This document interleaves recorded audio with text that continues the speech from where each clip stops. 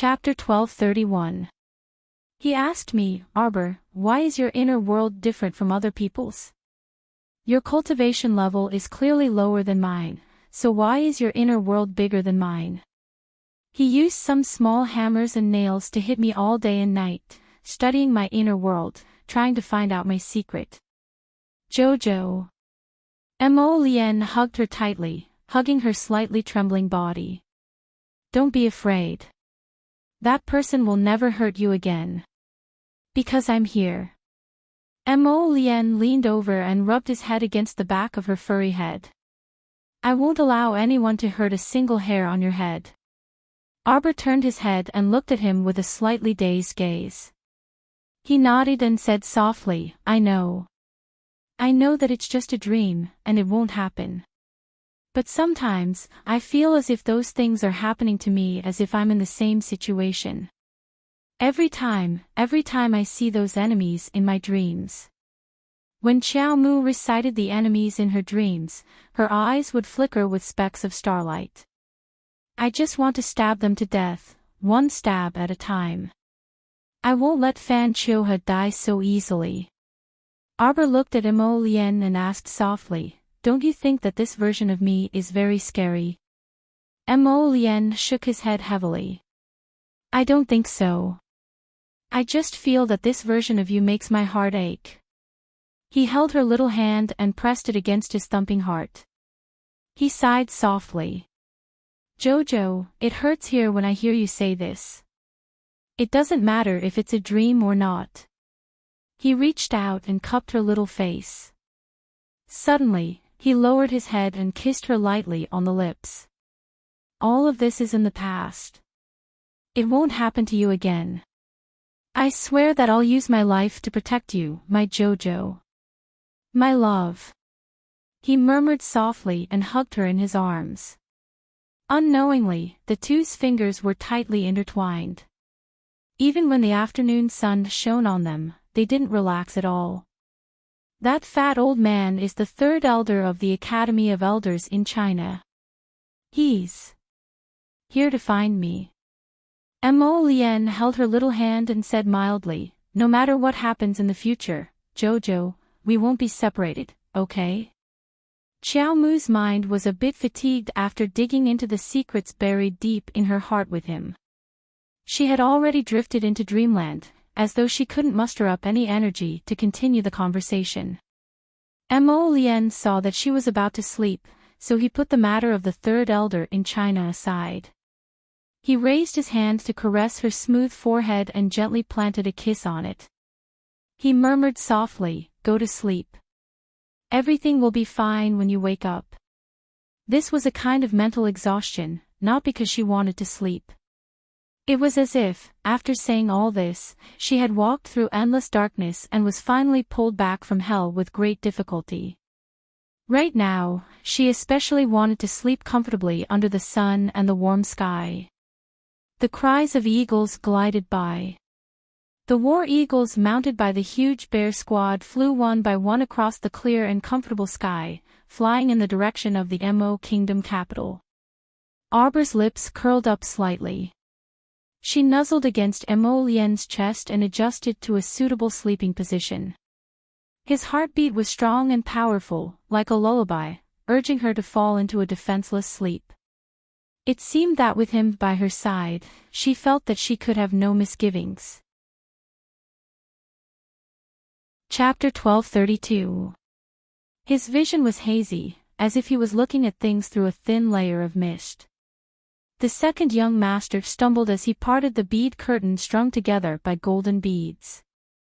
He stared blankly at a pot of begonia blooming beautifully on the shelf, somewhat lost in thought. There was a spotlessly white walnut inlaid bed in the bedroom, as well as the extremely familiar-looking brush, ink, paper, and inkstone on the desk next to it. An unfinished pot of hot tea was steaming with white smoke.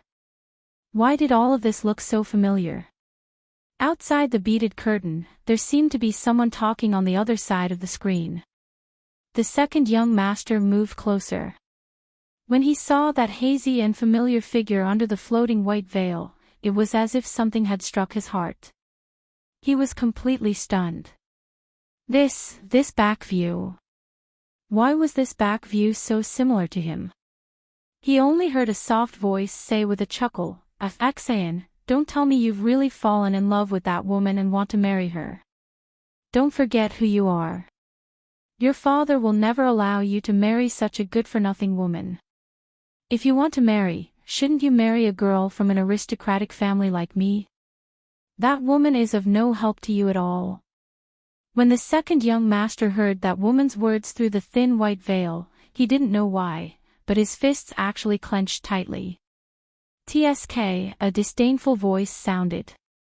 The second young master suddenly widened his eyes and shot a glance in that direction like lightning. Where was he? Was he in a dream? Why did it feel like he was actually there? It was as if he was looking at himself from his previous life and talking to someone. Axian, say something. You're thinking too much. He heard his own voice faintly transmitted through the floating white veil. His current mood became very perturbed and complicated. He took a step forward, as if wanting to rush over and stop himself from saying what he was going to say next. However, it was as if he was frozen in time and space, trapped in a small space. He could only look at them, but couldn't go forward to touch or stop them. Don't say it. Don't say it anymore. The second young master inexplicably felt as if his heart was about to be squeezed. It was as if he was looking at himself in his previous life and realized that if he continued to say those heartless words, it would cause something irreversible. If it were you, would you marry a cripple with 4 limbs as your wife? The cold voice continued, she is just a little pet that I raised. She's a pet. Of course, I'll tease her when I'm happy. When I'm unhappy, I'll just ignore her. Just wait and see, she will obediently call me master in the future. The woman giggled. Her laughter was like a demonic sound that pierced into his ears. The second young master looked at everything in front of him with a blank expression. He saw someone push out a wooden wheelchair from behind a long cabinet.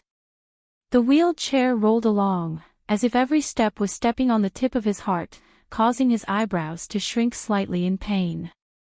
He heard the woman's laughter. She said mockingly, Axayan, your little pet heard what you said. He could clearly see the subtle changes in his previous life's expression under the moonlight. When he wanted to rush over and take a look at the person who had lowered her head and curled herself up in the wheelchair, it was as if he stepped on empty air and his whole body fell down. Chapter 1233. He instantly woke up from the soft couch and straightened his body. His forehead was covered in cold sweat as he stared at the pitch-black night. The thin blanket covering his stomach slowly slid to the ground. Was that a dream? Why did it feel so real? Omega Kotoku got up from the soft couch. His body swayed slightly and he almost bumped into the cabinet at the side. He pressed his swollen head and leaned against the window frame. He took a breath of the cool air outside and his fingers couldn't help but curl up. Who was that person in the wheelchair? Why did he give him an indescribable sense of familiarity? Why did he make his heart tremble in pain? Master. Wang Cheng's voice came from below the window. He didn't seem to understand why his master would run to the window to get some fresh air in the middle of the night. The second young master didn't pay attention to him. Instead, his gaze was fixed on the distant dark void. There, it was as if there was another him coldly watching him. After Arbor returned home, under his mother's exhortations, he finally behaved properly for several days. For her coming-of-age ceremony, the entire Chow family was as busy as a spinning top. From the guest of honor to the assistant, not a single person could be missing. She was the only one who had nothing to do. From time to time, she would check on second uncle and brother Xiaohu's injuries. Other than that, there weren't any major issues. The two of them woke up the day after she left for the small base. Now, their injuries were gradually recovering. However, Whenever Zhou Yuan of the Zhou family was mentioned, they would constantly curse him as a little bastard. At that time, the Zhou family detained eldest aunt Xiao Wenxiu and cousin Pu Rulan at home. That day, father brought Di Yuan to their house. Without saying a word, the two sides started fighting. Di Yuan perfectly threw the two 11th layer body cultivators of the Zhou family away and gave them a good beating. Father rescued eldest aunt and her daughter. When he saw their miserable state, it was said that the siblings, uncle and nephew, hugged each other and cried on the spot. That little bastard Zhou Yuan was still cursing on the side. He actually accused cousin Pu Rulan of not being a woman. Infuriated, father immediately asked Governor Pang Dehai to come forward and divorce cousin Pu Rulan and Zhou Yuan on the spot. When Arbor heard his second uncle talk about this, he couldn't believe his ears. She understood her father too well. He was an indecisive and soft-hearted person. How could he possibly be so resolute as to have her cousin and Zhou Yuan divorce on the spot? She did not know where this Zhou Yuan had come from, to be able to anger her father to this extent. He could also be considered a talent. His cousin was also a strong-willed person. At first, his father had planned to bring the orphans and widows back to live with him, but his cousin was unwilling. Eldest aunt had a small house on Hualing Street, which was secretly bought by the mother and daughter a few years ago. After leaving the Zhou family, Pu Rulan stayed with her eldest aunt, Xiao Wenxiu, in the residential house on Hualing Street. From second uncle's words, it was likely that Zhou Yuan felt that he had been forced by his wife's uncle to divorce his wife dejectedly. After thinking about it, he felt that he had lost face. Thus, every 2 or 3 days, he would find people to cause trouble on Hualing Street, causing cousin Pu Rulan and eldest aunt to be unable to rest in peace. Arbor watched as second uncle swallowed a pill and handed him a bowl of water to drink. Second uncle, your body has just recovered. Being angry will harm your body. Be careful. Jojo, you haven't seen that little bastard's face. If you saw it, I guarantee that you would go up and give him 2 slaps. That's right. I hate that there was someone who stopped us that day. Otherwise, I would have beaten him to death long ago. Chapter 1234. Xiao Hu also said angrily, that's a person who can't get any more despicable. Okay. Arbor didn't know whether to laugh or cry as he comforted brother Xiao Hu, watching him swallow the pill. Then these past 2 days, that Zhou Yuan still brought people to Hualing Street to cause trouble? Arbor asked curiously. How can he not cause trouble? When can he not cause trouble? Every day, he comes barking like a mad dog. Xiao Hu angrily slammed the table. Wait until I recover, I'll definitely give him a good beating. Isn't he going to marry some Gao family's daughter? Why does he still have the time to make trouble for cousin? Arbor couldn't help but ask as he had the little girl come in and clean up the medicine bowl. That's right. That hateful guy clearly abandoned his wife to climb up the social ladder and marry that Gao family's daughter, Gao Qiqi. He even keeps slandering cousin for having an affair. I've never seen someone as despicable as him. From the father and son's conversation, Arbor understood that this was a big scumbag. I'll have Xiao Yao go take a look later. It's fine, you two should rest first. She herself had been grounded by her mother, and before her hairpin ceremony, her mother wouldn't allow her to go out as she pleased. However, sending that quick-witted girl, Xiao Yao, to take a look was still feasible. Xiao Hu's eyes lit up, and he casually said, tell Xiao Yao to be careful.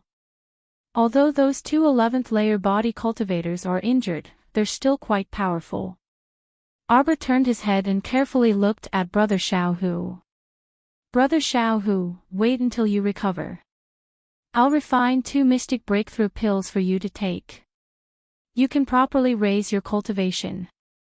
Xiao Hu immediately beamed with joy. Good. Little sister, I actually feel that my body has completely recovered.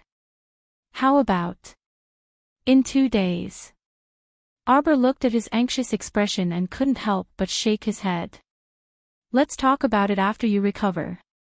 There's no rush. Turning his head, he saw second uncle anxiously looking at him from the side. He couldn't help but laugh. Second uncle, I'll refine 2 body-tempering pills for you. Okay. Second Uncle Chow answered with a grin. It would be a lie to say that she wasn't envious when she saw her elder brother soar all the way to a level 9 Mystic Cultivator after taking 2 Mystic Breakthrough pills. Second Uncle Chow was grinning from ear to ear at the thought that he would be able to make some progress soon. After Arbor left the father and son's ward, he instructed Xiao Yao to check out the situation at Hualing Street. The little fellow kicked off her shoes and lay down on the couch by the window. Not long after, she saw a pale white figure come in through her window with a whoosh. He pounced on her side and kissed her affectionately. Annoying. Arbor reached out a finger and tapped the guy's forehead. Prince Mo looked at her innocently and reached out to grab her finger. Jojo, I've been chatting with those old guys for half a day after the morning court. I haven't even had a mouthful of hot porridge yet. I'm so hungry. How about having Choju cook some noodles for you? Emichim. Prince Mo nodded and leaned against her as he whined, Jojo, my head hurts. Arbor wordlessly crawled to his side and pulled his head into her embrace. She rubbed his head with her fingers. If my mother sees you like this, she'll definitely be stunned. Prince Mo nudged his head in her embrace. How am I? You look like a rascal. Mo Lien burst into laughter. She flipped over and pulled out a small rectangular box from her sleeve. This is your husband's present for you. Hurry and open it. What is it? Arbor opened the box. Chapter 1235. She saw a phoenix hairpin with flowing light lying there quietly. The hairpin was inlaid with a row of resplendent gems, with a gentle luster. This is a defensive spirit tool. Arbor didn't show it on her face, but she was extremely touched inside. How long ago did this guy make this hairpin for her? He made it himself for her to wear at her coming-of-age ceremony. For your coming-of-age ceremony. Mo Lien propped up her chin with one hand and tilted her head to look at her with a smile. I'm fine with it, right? Humph, Arbor gave him a sidelong glance. He narrowed his beautiful phoenix eyes and looked at her. Wife, your husband is so good to you. Don't you plan to come over and kiss your husband? Xiao Mu placed the hairpin inside the slender box. Suddenly, she hugged his head and kissed his face with a smack. Prince Mo looked at her with silly amusement. Jojo, look good. Come here and let me hug you. Idiot. Arbor glanced at him, not knowing whether to laugh or cry, and then pulled him up. Coincidentally, they saw the maid Choju enter with a tray and curtsied to the two. Arbor took the bowl of hot noodle soup and handed it to the crown prince. Here, you can leave after eating. If mother comes later and sees you here, let's see how you explain yourself. Then I won't be able to finish it in my lifetime. Prince Mo picked up the noodles with his chopsticks and ate, sneaking glances at her. Arbor glanced at him speechlessly. Oh, right. Didn't you ask me about Sikong Fuling before? What happened to her? Prince Mo almost choked on the noodle soup. Arbor hurriedly took a brocade handkerchief from the side and wiped it. What are you doing? Nothing.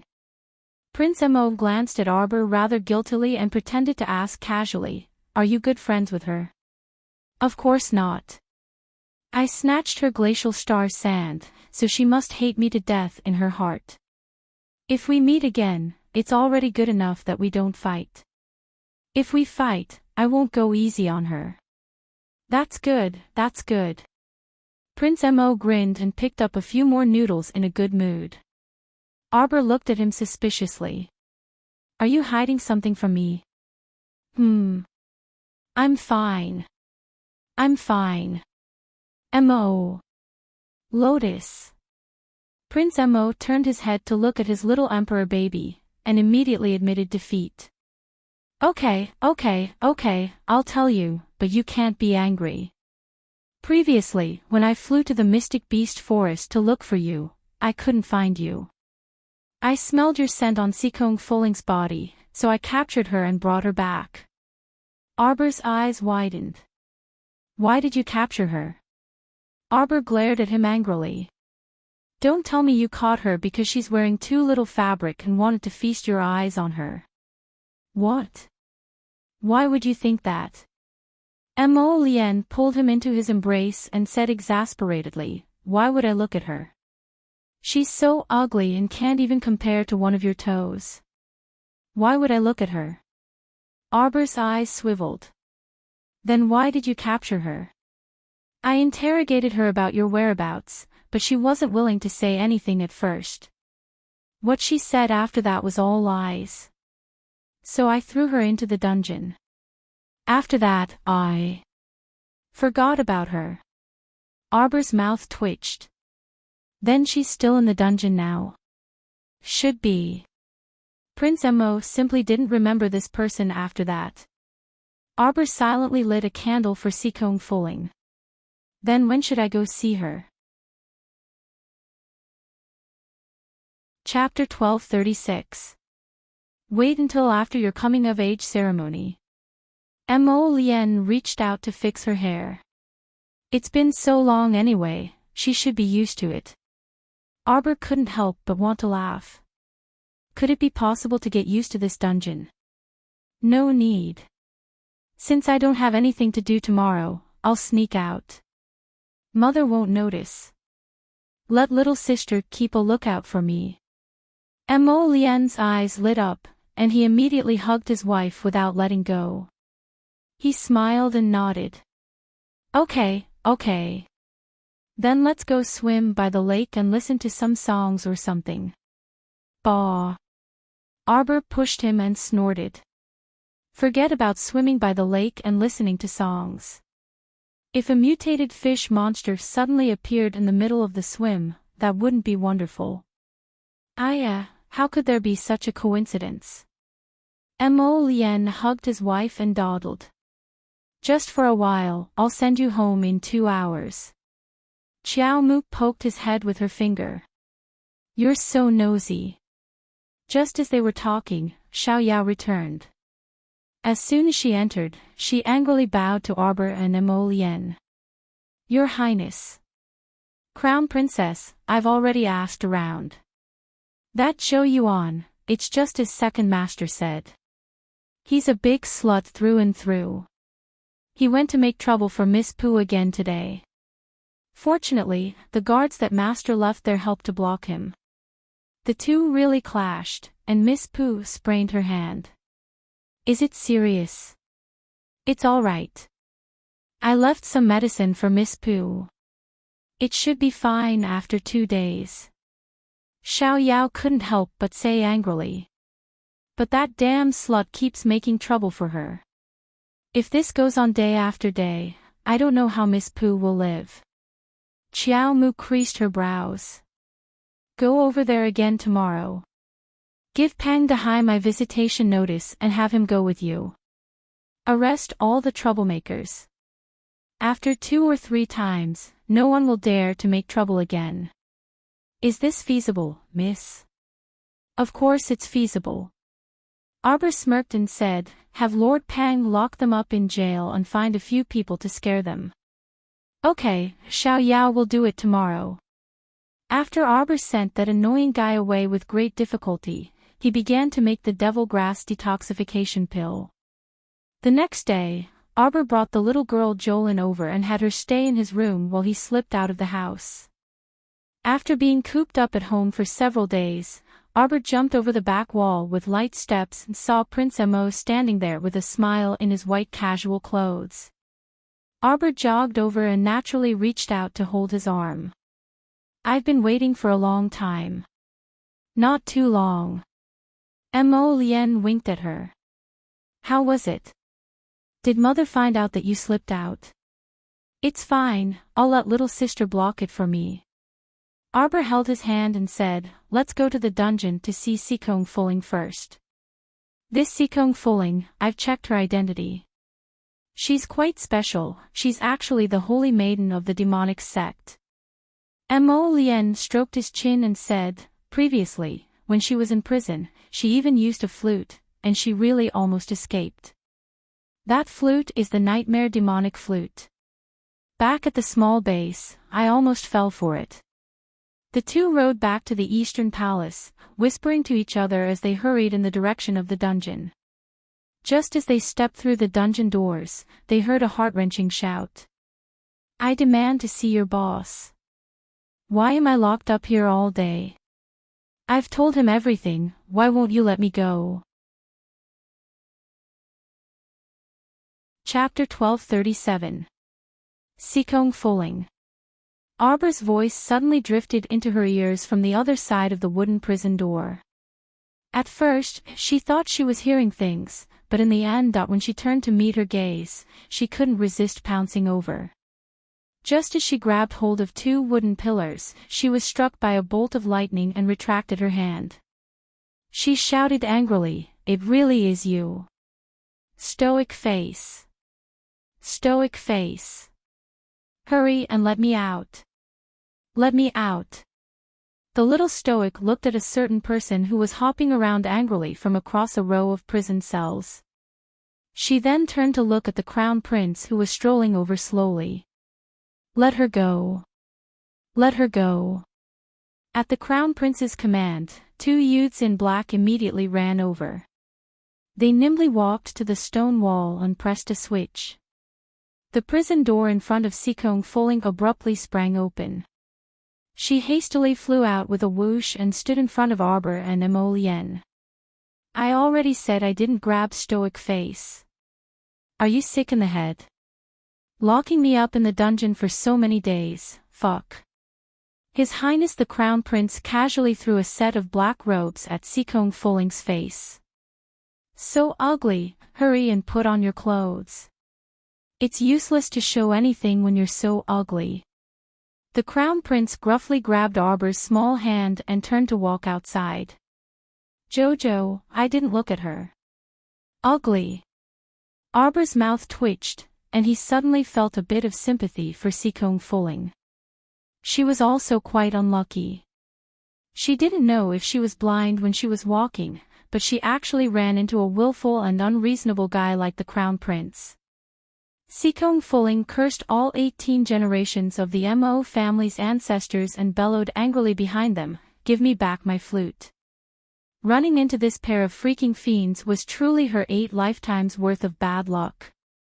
The nightmare demonic flute fluttered through the air and landed on Sikong Fuling's outstretched, fair hand with a whoosh. Simply infuriating. Stoic face, hey, stoic face. Sikong Fuling wrapped herself in that black robe and jumped in front of Arbor to block her path. Facial paralysis, let me ask you, where exactly did you run off to after we separated that time? Do I know you that well? Why are you asking so many questions? Arbor glanced at her indifferently. Startled, Sikong Fuling curled her lips and said, "You heartless stoic face. After all, we've eaten wild game, gnawed on dry rations, and spent the night together. To think that she was worried that something would happen if she wandered around the forest blindly." Sikong Fuling thought of something and suddenly waved her hand in front of her eyes. Eyes? I can see it. Arbor's face was expressionless, but his heart couldn't help but tremble slightly. Could it be? During the period when she was possessed by the disaster-courting talisman, she even met Sikong Fuling. What eyes? What happened to your eyes? Mo Lien heard some clues and reached out to hold Xiao Qiao's little hand, looking at her with a puzzled expression. When he caught this little fellow, Arbor had actually already recovered half of her 5 senses. I don't know what she's talking about. Arbor pulled her little face with a solemn expression. No one could tell that her little stoic expression was crumbling under her stoic face. What a joke. She wouldn't tell anyone that she had lost her 5 senses like an idiot. You don't remember. You're the one who doesn't remember. Arbor waved her little hand at her. Hurry up and leave since I'm letting you go. If you don't want to leave, then go in and stay for a while longer. Sikong Fuling wanted to slap this stoic face to death.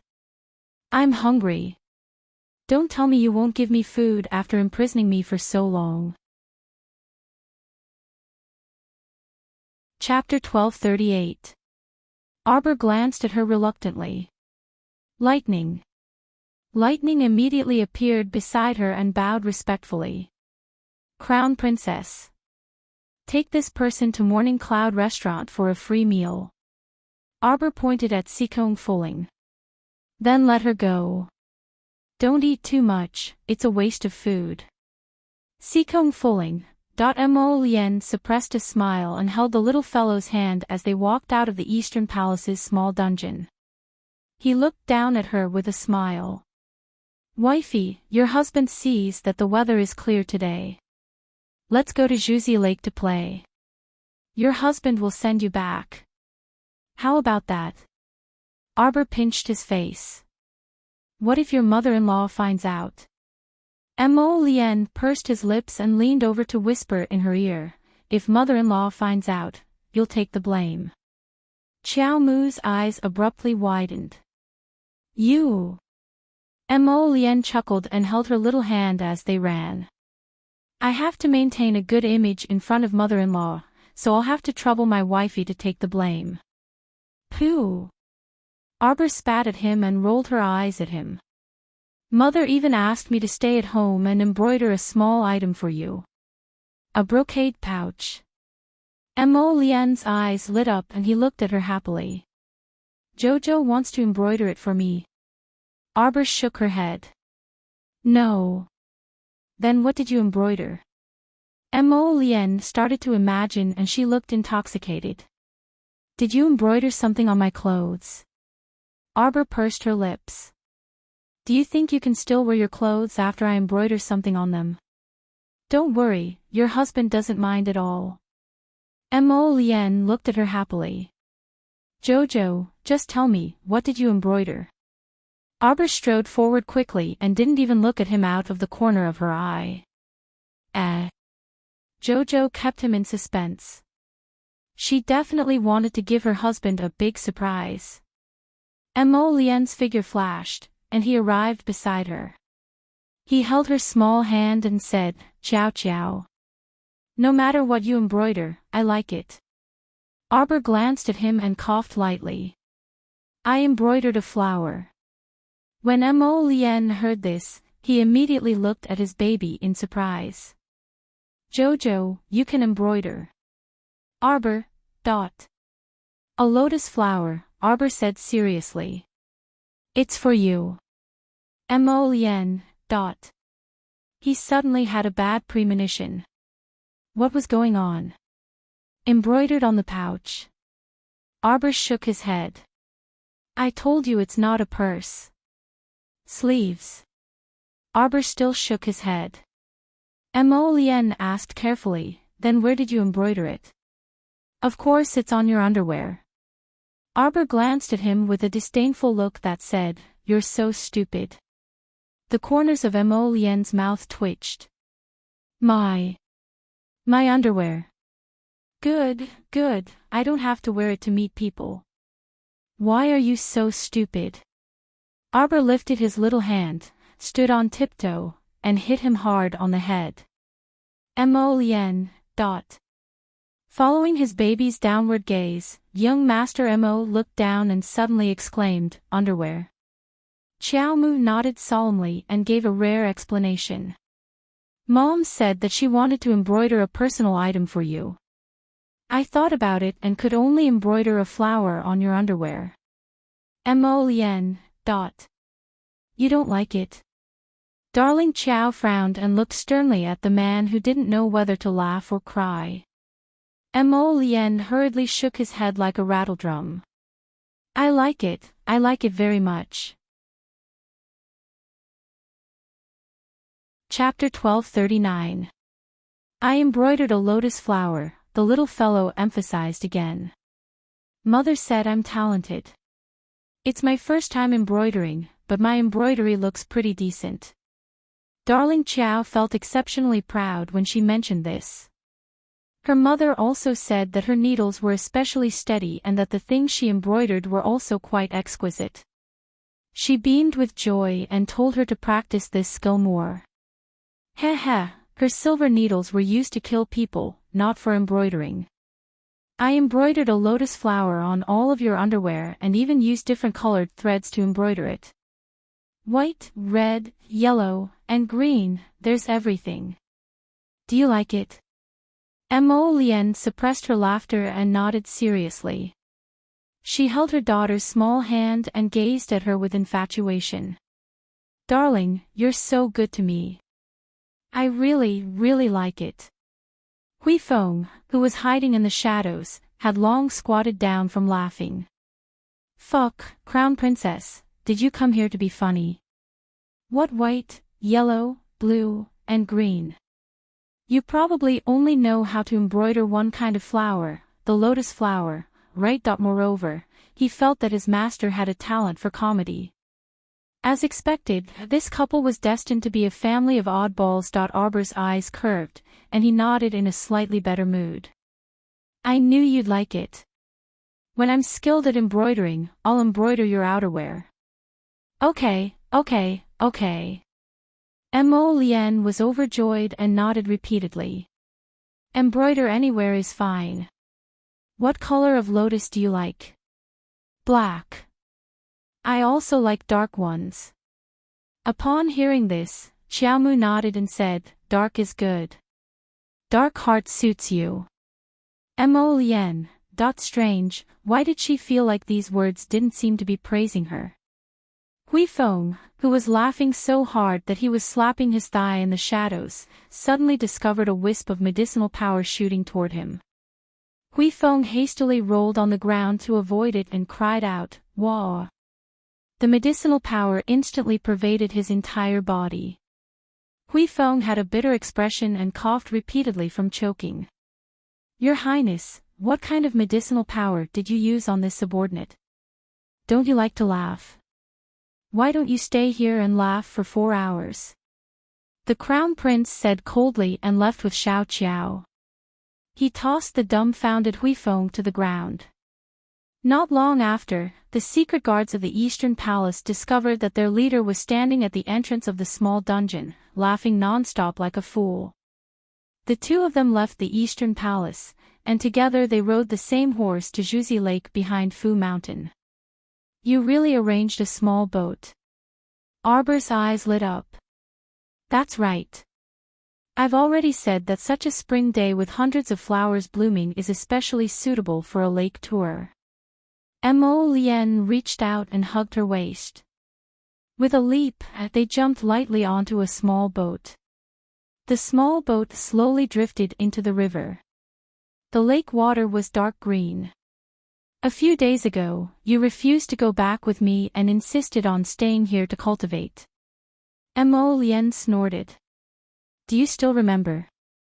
Arbor shook her head very sincerely. Mo Lien pinched her small face. Scoundrel, you worried me to death. Arbor took out a small bottle from her sleeve and handed it to her. This is a bottle of antidote pills. Carry it with you and it can cure thousands of poisons. It's a new one that I made recently. For poisons on the level of the devil flower, one pill can cure them. Jojo, you were worried about me. Mo Lien scooped the little fellow into her arms and rubbed her chin against her small head. Don't worry, I'm fine. The poison has already been cured. Arbor took the opportunity to check his pulse and turned to glance at him. Chapter 1240. You don't have anything to hide from me about your body condition, do you? She looked at the man with a serious expression, as if she would bite him to death if he dared to hide anything from her. Mo Lien quickly shook his head and lowered his eyes as he replied, "No." Arbor raised her small hand and patted Mo Lien's head as if she was petting a puppy. "That's good." Mo Lien pulled her hand down and laughed helplessly. "Jojo, in this situation, why are we talking about poison? Shouldn't we be drinking tea and chatting happily?" Arbor poured him a cup of tea, then looked at him and smiled. "Husband, please have some tea." Mo Lien's eyes moved, and he reached out to take the teacup with a smile. "Wife, it's rare that you don't have to cultivate, and I've thrown away all the trivial matters. Today, we..." Bam! Suddenly, a loud sound came from the lakeside, abruptly interrupting Mo Lien's words. The two of them stood up hand in hand and looked towards the lakeside. In the distance, they saw a group of people gathered there, and only saw a crowd of people moving about. Did we really encounter some fish monster? Mo Lien thought of what Jojo had said before, and couldn't help but twitch the corner of his mouth. This little guy couldn't have jinxed it, right? "It's fine, it's fine. Everyone, disperse, it's fine." A young man's voice came from afar. "Wow, it's an alchemist refining pills by the lakeside," and his furnace exploded. "Are you an alchemist from the Alchemy Guild?" "Ah, it's actually someone from the Alchemy Guild. Wang Yoji." A familiar voice fell into Arbor's ears. She looked from afar and saw two familiar people from the Alchemy Guild. "It's them." Mo Lien also nodded. At this time, he naturally saw the two people who had squeezed into the crowd. It was Alchemy Guild's Master Hua Feng and the old-fashioned girl, Chen Huiran. The young man who had blown up the lakeside into a deep pit, and a piece of the embankment was slightly tilted, appeared in front of everyone with a face that was blackened by the explosion. You bastard." Chen Huiran's voice drifted over with the wind. "I already told you not to casually refine pills outside." The guy who blew up his furnace every day and had to refine pills every day couldn't help but throw the face of the Real Dan Alliance outside. "I just happened to obtain a new pill formula in the past 2 days. All right. Let's talk when we return to the Alchemy Guild." Master Hua Feng shook his head and turned to look at Wang Yoji. It was a good thing for this young man to work hard, but after 3 years of hard work, he couldn't even make a single successful elixir, and his furnace exploded every day.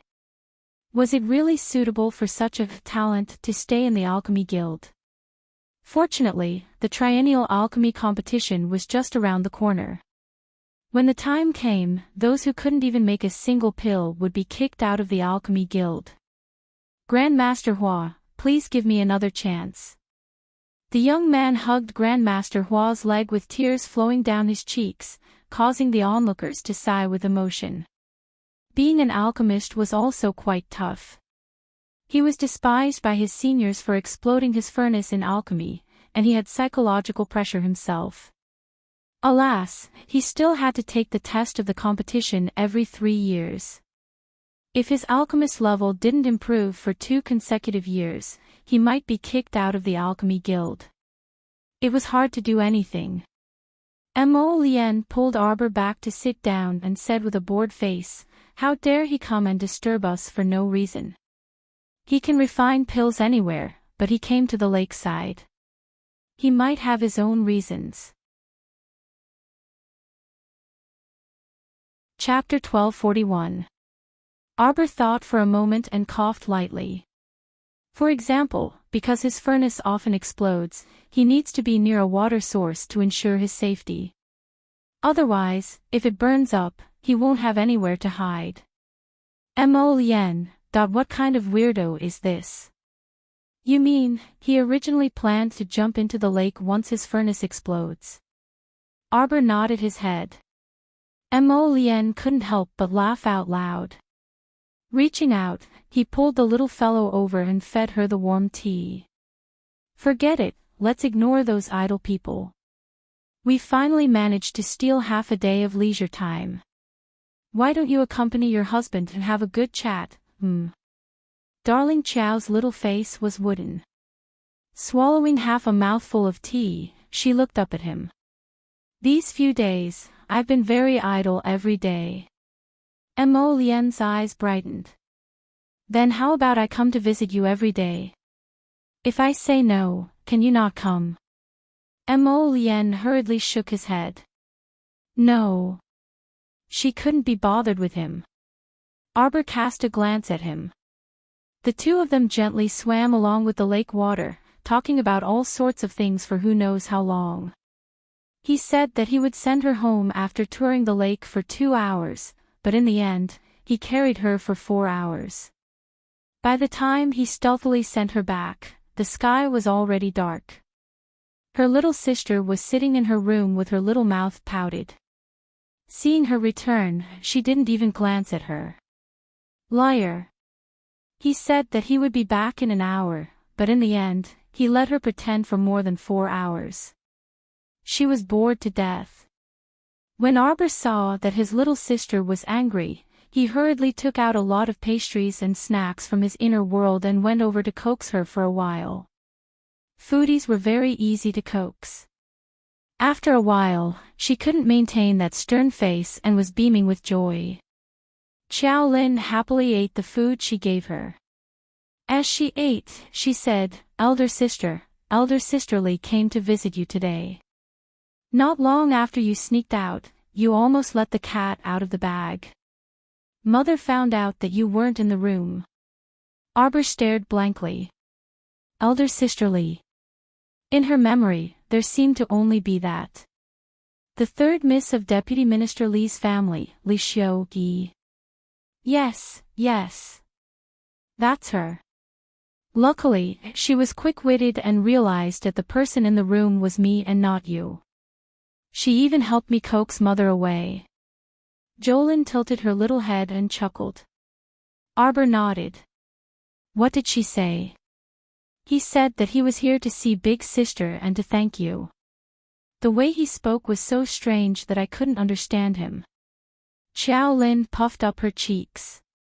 She said she's getting married at the end of the month, before my sister. Oh, she embroidered a handkerchief for Big Sister. She said it's a humble item, but her heart is sincere. She hopes Big Sister will like it. Jolin took out a small box and stuffed it into Arbor's hands.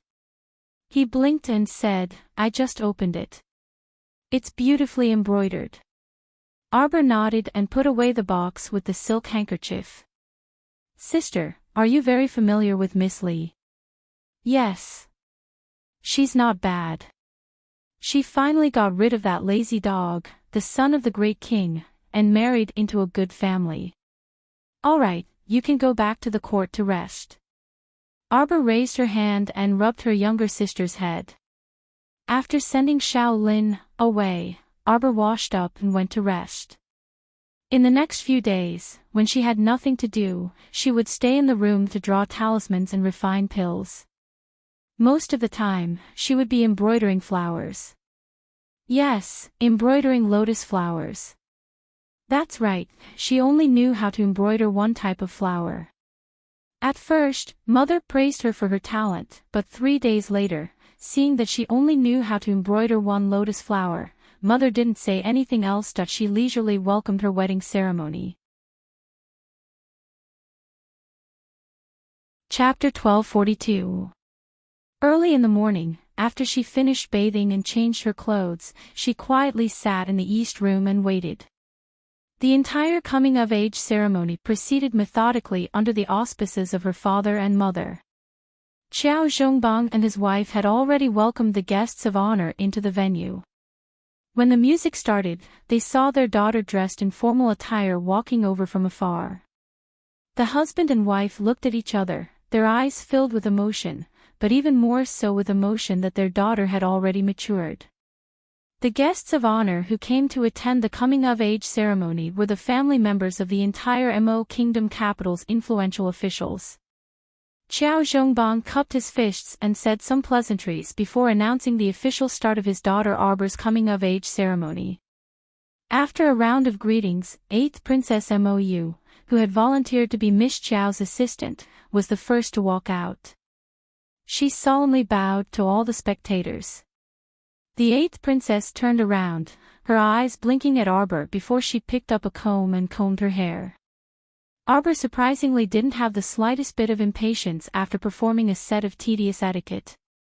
It wasn't until Madame Ren picked up the hairpin that Mo Lian had personally made that a slightly panicked announcement came from outside.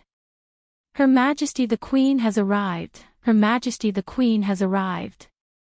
Everyone was slightly startled, but since they were all madams and young misses who had seen the world, they stood up calmly and faced the entrance to bow in unison, loudly paying their respects to the Queen.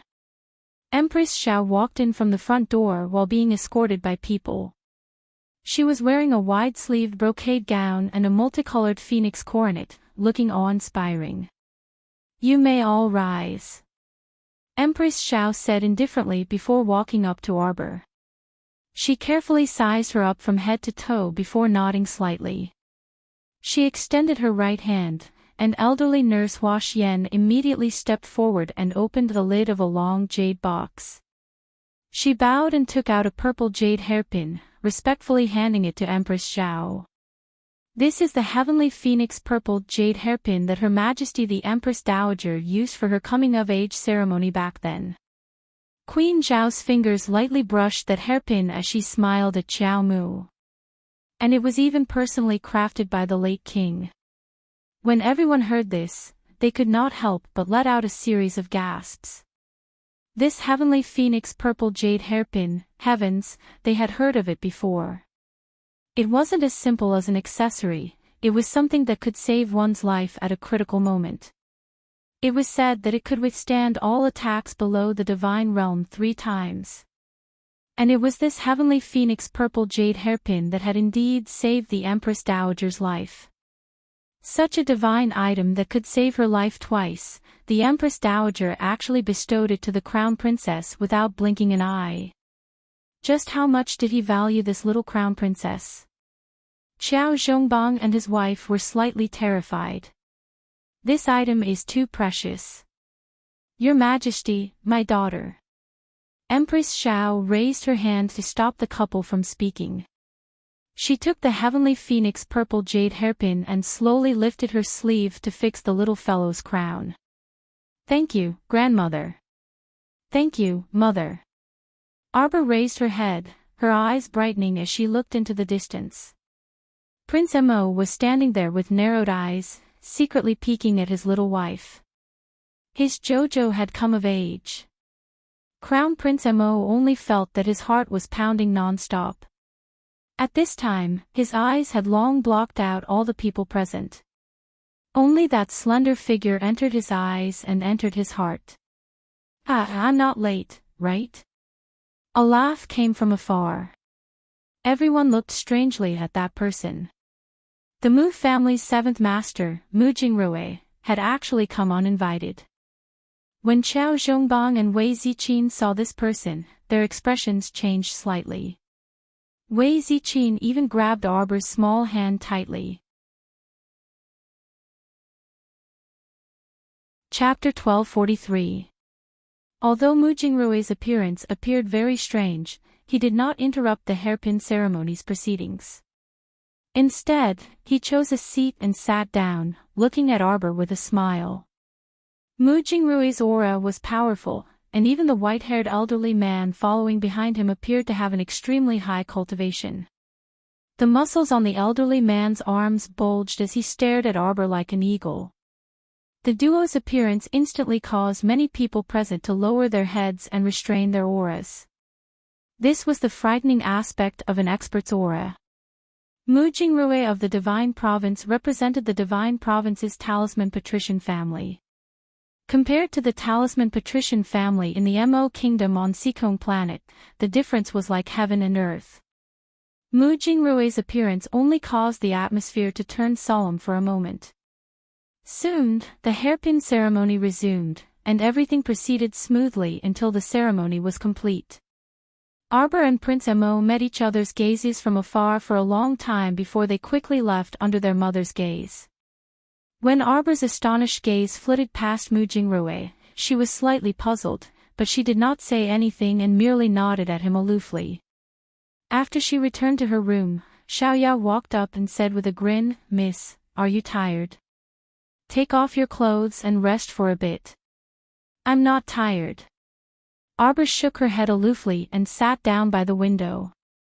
She reflexively caressed the lustrous jade bracelet on her wrist that was hidden deep inside her sleeve. "Murong Sun, I'm coming of age today. And you, where are you?" Arbor's eyes dimmed, and she lowered her head, allowing Xiaoyao to swiftly remove the ornaments on her head and braid her hair into a simple braid. "Madam." Two calls came from outside the door. Wei Ziqin walked in and glanced at her with a bit of panic and unease. Jojo. What is it, Mom?" Arbor put down the fine-toothed comb in her hand and looked at Wei Ziqin in confusion. "Come with me." Wei Ziqin took her little hand and held it with a lot of strength. Seeing his mother's strange expression, Arbor stood up and comforted her. "Mother, what's the matter?" "Don't ask. Come with me to your father's study. You'll know when you get there." Arbor was baffled. Seeing that his mother was hemming and hawing, he didn't ask any further. He changed into a set of plain clothes and followed her out to his father's study. As soon as she entered, she saw the Mu family's seventh master sitting on a round-backed chair in his father's study. When he saw her enter, he smiled at her. Although Qiao Mu had a faint favorable impression of this seventh master Mu, who she had sparred with before. But now, he had openly brought people to visit his father and sat in his father's study. On the other hand, his father was standing timidly to the side. Suddenly, Qiao Mu felt a bit of disgust towards him. What was this? The upper three provinces' special sense of superiority over the lower star domain. Just like the middle six prefectures, they could do whatever they wanted in the lower star field, and they could do whatever they wanted. That was why they could attack the Holy Water sect without hesitation, because they coveted the holy water. Because they had that kind of strength back then. Arbor's gaze chilled, and Mu Jingrui caught the subtle change in her expression in that instant. He couldn't help but be taken aback. The little girl suddenly didn't like him. Why? Chapter 1244. At this time, Mo Lian, who hadn't gone far from the Marquis of Jiayuan's estate, looked at this uninvited guest who suddenly jumped onto the carriage with impatience in her eyes. "Your Highness." "It's him." Huifeng pursed his lips tightly as he glowered at the fat elder who abruptly jumped onto Her Highness's carriage without any rules or etiquette. Mo Lian raised her hand to stop him from continuing and said indifferently, "It's fine, you may withdraw first." "Your Highness, do you really want to continue staying here?" "Second elder came to find me earlier, and I've already made things clear to him. I need at least another year before I can leave. Is there such a thing to be concerned about in the secular world of the lower star domain?" The fat elder sighed and said, "His Majesty is about to completely lose his patience." The fat elder glanced at him. "Moreover, the sacred fire in your body is about to awaken. Even the ancient Mo Lian seal can't suppress the sacred fire's awakening. When the time comes, the seal will break and the sacred fire awakens, and the two will merge, directly restoring your cultivation to the god realm. The lower star domain simply can't tolerate you. Heavenly law also won't let you off. Right now, the reason you can move freely under heavenly law's nose is entirely because of the suppression of Mo Lian's seal on your body." The fat elder sighed and said, "You're the one who inherited the most ancient lotus seal in the entire Mo clan. What are you still attached to in this secular world branch family of the lower star domain?" Back then, if it weren't for the internal strife in the divine province and the political situation being shaken, His Majesty the Emperor would have. "Alright, that's enough. Mo Lien coldly interrupted third elder's words. I already made it very clear to second elder last time. I still need another year. During this year, I won't leave or go anywhere. The fat elder heaved a long sigh of relief. Oh, Your Highness. But the seal on your body will inevitably break on its own within 3 months. How long will you be willful for? Aren't you also well aware? When you comprehend the third layer of the Death Lotus seal, the breaking of the seal will be unstoppable. Even if you secretly suppress it with all your might, it's still useless. Mo Lien coldly turned her head to look at the fat elder in front of her. Third uncle, I can't go back. At least not now. You brat, you said you. The fat elder sighed with melancholy. He looked at him and shook his head. You're just as stubborn as your mother. The fat elder sighed again. He took out a small black pagoda the size of a palm from his pocket and threw it to the elder. Carry it with you. It can hide the god realm aura that is about to be released from your body. The fat elder straightened his body and squatted in front of Mo Lien, advising earnestly, I'm telling you, child, if heavenly law were to discover you, it would be a very troublesome matter. Uncle. That's right. The fat elder waved his hand and looked at the picturesque young child in front of him. He couldn't help but sigh worriedly, look at you, child. As of experienced, you've trained your heart to be wild. If you marry a wife in the lower star domain, will your father admit it? Who needs him to admit it? Mo Lien sneered. He doesn't need to intervene in my affairs, and I don't need his approval to marry a wife. Third elder was speechless when he heard this. He pointed a trembling finger at Mo Lien and shook it. Father and son are both the same. Chapter 1245. Mo Lien's thin lips were pursed into a straight line, her expression incomparably cold and hard. The fat elder shook his head and said, although that little girl's talent is indeed not bad, this is far from enough. Your Highness's status is extremely honorable. Even the daughters of the first wives of the 6 major families of the Divine Prefecture with outstanding constitution and aptitude are not worthy of you. What's more, a little girl from the lower star region. Your Highness is playing with fire. Even if you marry her in the lower star region now, the Emperor of the Divine Prefecture will not recognize this marriage. Who knows, he might even vent his anger on the little girl. Mo Lien's cold gaze suddenly fell on the fat elder. If that person dares to lay a hand on my Jojo, I will make Jojo lose a single strand of hair. I will overturn the entire Divine Prefecture. Humph. What's a small and lousy Divine Prefecture? If I, Jojo, like her, I will naturally offer her with both hands. The fat elder was stunned for a moment, then shook his finger at Mo Lien and sighed. You're exactly the same as your father back then. No one would believe that you're not father and son. All right, I won't say more to you. Anyway, you know what you're doing. Once you're done, hurry back to the Divine Prefecture. If the Heavenly Tao opposes you, it's not a laughing matter. Previously, you stayed in the lower star region because your body was suppressed by the seal, and the Divine Realm aura was not broken. Now, things are different, child. Third uncle, I understand.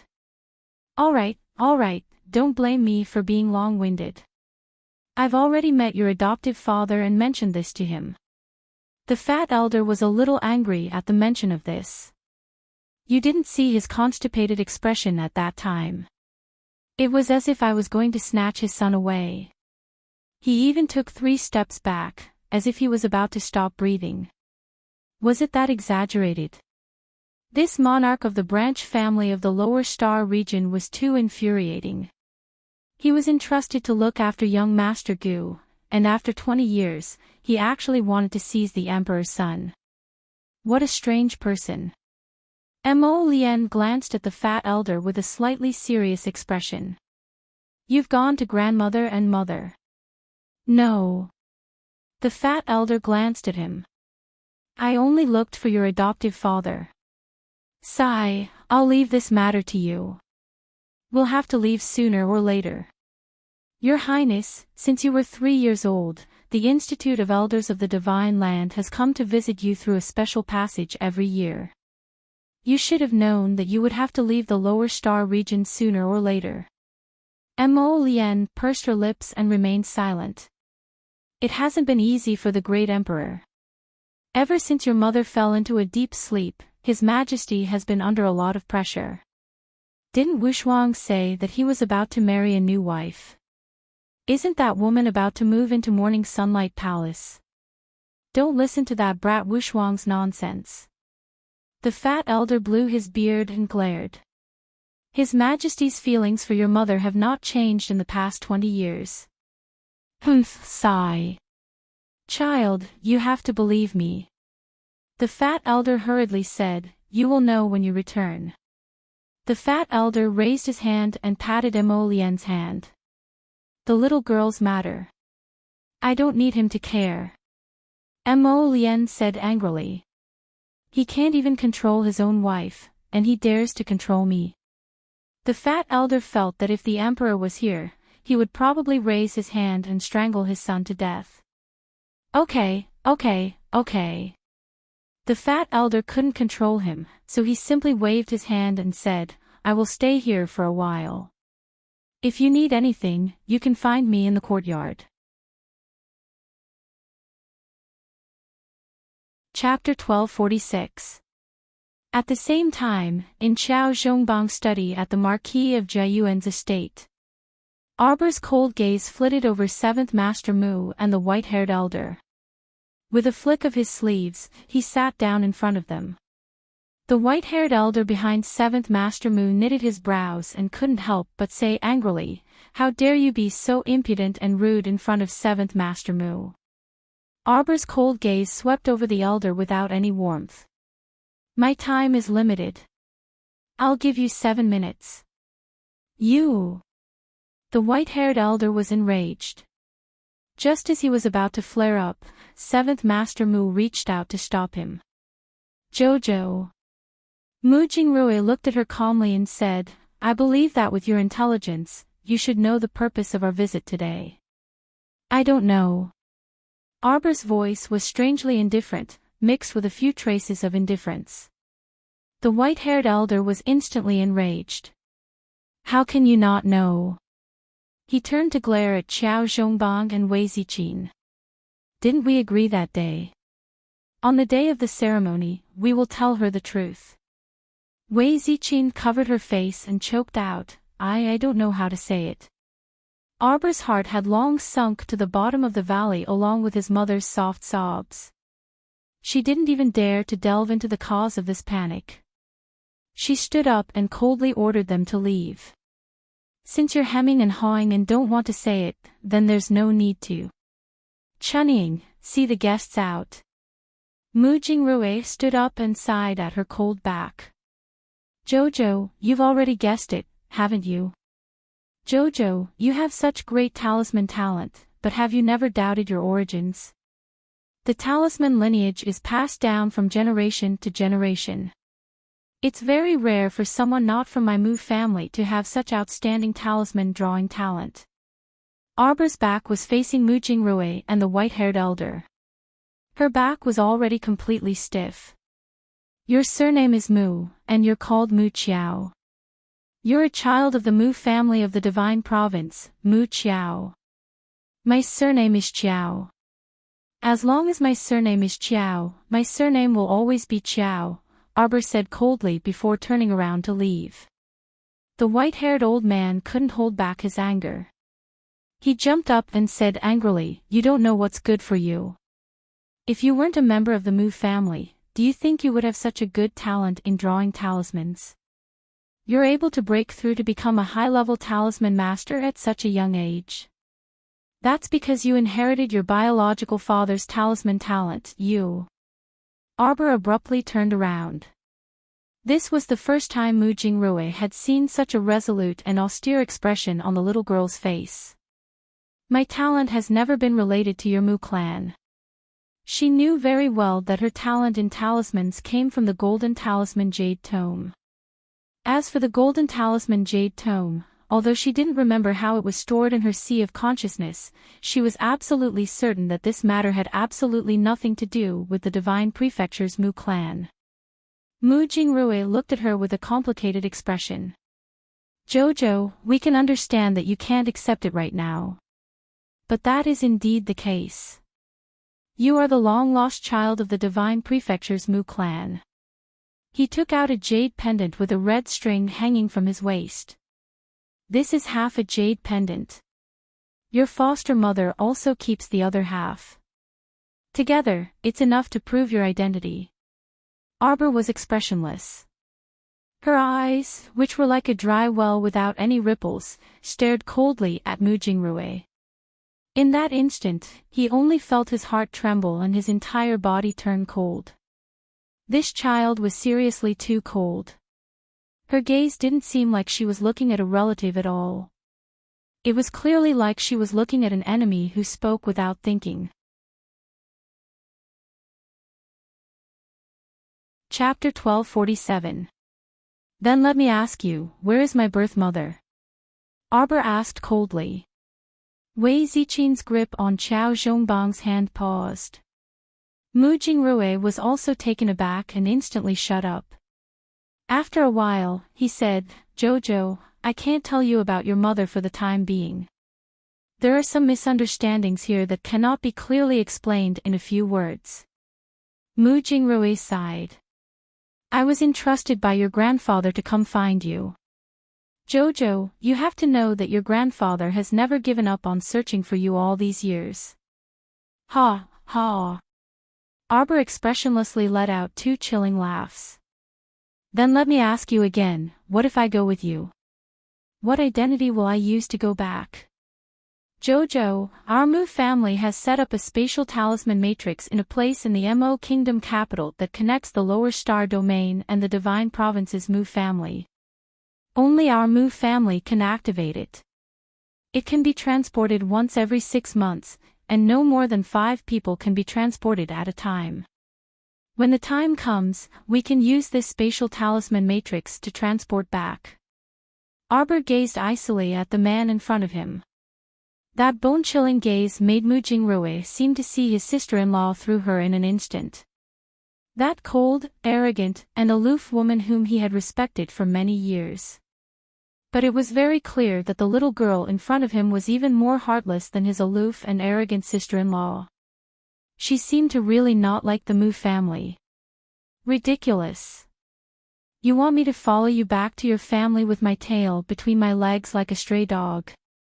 Arbor's expression did not change in the slightest when he read these words without any warmth. Why should I listen to you? Child, don't be unable to tell good from bad, the white-haired elder roared angrily. Arbor waved his hand, and a green vine burrowed out from his sleeve, lashing out at the elder's face without warning. So what if I'm unable to tell good from bad? Smack! Mu Jingrui's figure flashed and appeared in front of the elderly man. He reached out and firmly grabbed the vine whip, feeling a slight pain in his palm from the whip. Mu Jingrui's eyes widened. When he turned his head, he saw Arbor send out a wave of mystic energy towards the white-haired elder. Jojo! Mu Jingrui was shocked. The intensity of this profound energy was actually boom. The old man was hit head-on by the profound energy. Although he tried to defend himself, he was still knocked out of the study by Arbor's profound energy. He directly rolled down the stairs and fell rather tragically. You'd better not challenge my patience. Arbor's face was cold. You're already so old. Don't make yourself look bad. A level 14 mystic cultivator? While Mu Jingrui was shocked, great joy also surfaced in his eyes. This child actually leaped to become a level 14 mystic cultivator at such a young age. Her talisman talent was also not inferior to Stardust.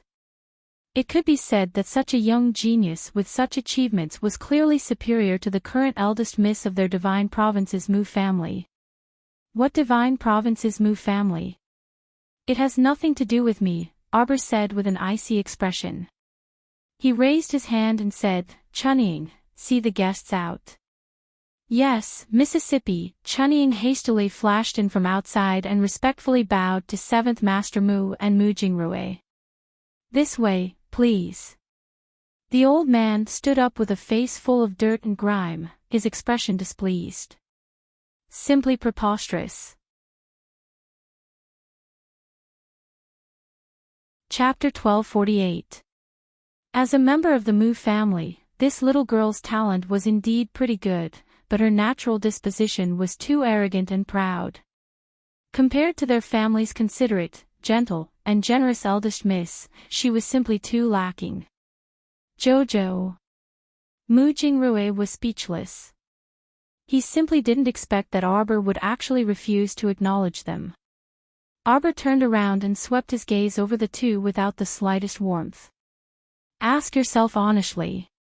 If I wasn't a level 14 mystic cultivator, if I wasn't a high-level talisman practitioner, if I wasn't such a gifted little genius, would you still take me back? As he spoke, he sneered mockingly, family also needs to pay attention to fate. Now, it seems that I'm not fated to be with the Mu family. Please, I won't see you out. You. The white-haired elder was furious. Do you know what kind of existence the divine province's Mu family represents? If you don't have the family's protection, you won't be able to go far in the future. Could it be that your sights are only limited to a tiny lower star domain, a mere Mo Kingdom's crown princess? The white-haired elder furiously said, Do you know that if you return to the family, with your talent and status, you can even take back your original engagement? You don't need to compromise and marry the crown prince of a tiny lower star domain. Old bye. Mu Jingrui coldly shouted, We'll discuss the engagement later. Right now, we're talking about bringing Xiao Qiao home. What bullshit engagement, I won't acknowledge it. If you dare to insult my Lien again, I'll turn you completely into a dead man. The little fellow's sudden outburst of coldness sent chills down people's spines. A frog at the bottom of a well. The white-haired elder was so angry that he panted heavily. Your original partner could have been the young master of Ming province in the upper 3 provinces. Scram. Arbor threw a handful of poisonous sand over, directly blocking the elder's chattering mouth. Qiao Zhongbang and Wei Ziqin dazedly looked at their daughter. Chunning, what are you spacing out for? See the guests out. After saying this, he didn't spare Mu Jingrui and the white-haired old man another glance before leaving the study with a flick of his sleeves, leaving behind the white-haired old man with a rather unsightly expression. Mu Jingrui looked thoughtfully at Arbor's departing figure and didn't say anything for a long time. Wei Ziqin and Qiao Zhongbang looked at each other. After a long time, Wei Ziqin seemed to have been poked by something. She pulled her hand away and said hurriedly, I'm going to see my daughter. Wei Ziqin rushed to the door of the room in Arbor. She stopped and stood there in a daze for a long time. That was until Qiao Mu opened the door and met her eyes at the doorway. Wei Ziqin followed her in quietly and sat on the edge of the bed in Arbor. She looked at her and said softly, Jojo. You should calm down now. I've been very calm this whole time. Arbor said mildly. Do you blame Mom for keeping you in the dark? Wei Ziqin anxiously reached out to grab her little hand. Arbor's mind was actually in a mess. She was completely unprepared for today's incident. That Mu family's 7th master came to tell her that she wasn't a member of the Qiao family and that her surname was Mu. This was truly laughable. Jojo, I'm sorry. Mom, what do you have to be sorry about? Arbor turned to look at Wei Ziqin and said seriously, if not for Mom and Dad taking care of me all these years, I might have been long gone. Chapter 1249. No, you're not allowed to spout nonsense. Wei Zichin's tears immediately flowed down, and she reached out to touch her daughter's face with trembling hands. Jojo, are you still willing to call me mom? If you're my mom for a day, you'll be my mom forever. She had been on tenterhooks for a long time, but the haze was instantly lifted, and she saw the light. Jojo didn't blame her at all. Wei Zichin covered her mouth with one hand and sobbed for a while. Arbor wrapped her arm around her shoulder and patted it lightly. Mom, just ignore the words of an idle person. Wei Zichin shook her head. That person is your seventh uncle. As she spoke, she took out half of a jade pendant tied with a red string from her pocket. This is what your biological mother left for you. I'm giving it to you now. Arbor didn't take it, and her little hand even shrank back a little. Wei Zichin was stunned, and she looked at her with tears rolling down her face. Jojo, you're not blaming her, are you? No. Arbor indifferently spat out these two words with an icy gaze. Although I only spent 2 to 3 months with your mother, I know that she loved you dearly. Wei Zichin wiped her tears and said, she had just given birth to you, and her body was extremely weak. At that time, an enemy came looking for her. To protect you, she handed you over to me. Mom. Arbor interrupted her. Then tell me, who is my biological mother? Wei Zichin suddenly stopped talking, and her expression also calmed down. She shook her head and said, I swore before Miss that I wouldn't tell her. Before Miss led the enemy away, she told me that your surname is Mu. But to be honest, Mom and your father have always lived in Kwoto village with you, so we didn't know much about the outside world. It wasn't until we went to the capital and heard about the talisman aristocratic family, the Mu family, that we vaguely had some guesses. Jojo, do you blame Mom for not telling you? Arbor shook his head indifferently.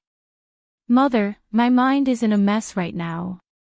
I don't want to say anything. Wei Zichin grabbed her little hand and said anxiously, Child, don't blame your biological mother. She didn't want me to tell you because she wanted you to live peacefully and not be blinded by the hatred of the secular world. She doesn't want you to embark on a path that only lives for hatred. Arbor nodded obediently, but his expression was somewhat cold. I understand, Mother. No, you don't. Wei Zichin's heart was about to break when she saw her indifferent expression. You can hate anyone in the Mu family. But your mother is the only exception. Arbor did not speak for a long time. Wei Zichin saw that she looked a little tired, so she got up and wiped her tears. Then you should rest well. Mother. Mother, then do you know that perhaps because of my biological mother, I've long been targeted by someone? Wei Zichin's footsteps paused, and she froze in place. What do you mean?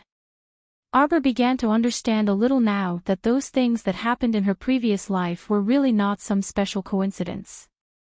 Her identity was special, and there was simply someone who didn't want her to return to the Mu family in the Divine Province. So since the age of 7, she had already been targeted. In a dark corner that you can't see, there's a pair of eyes that has always been staring at me, Arbor said with a cold expression. Before this, I couldn't figure it out. When did I ever offend someone from Shantian Prefecture when I was 7? Until today, I finally understand. Chapter 1250. The identity of the Mu family's daughter has brought me disaster from the moment I was born. Arbor's eyes are extremely cold as she looks ahead, a sneer on the corner of her mouth. You didn't tell me anything, and let me live my whole life in ignorance. My hatred, from the moment I was born, I can't hide from it. Wei Zichin stares at the child in front of her in a daze. When she talks about the Mu family, there's not the slightest bit of affection, but more of disgust. The disgust in her eyes is about to flow out. What a joke, a family that has never cared for her even a little bit, why should she care about them? Even all the disasters in her past were caused by them. Mother, overprotection is actually a kind of harm. Arbor indifferently says, because a lot of times, if we are not strong enough, then it's still the same as before.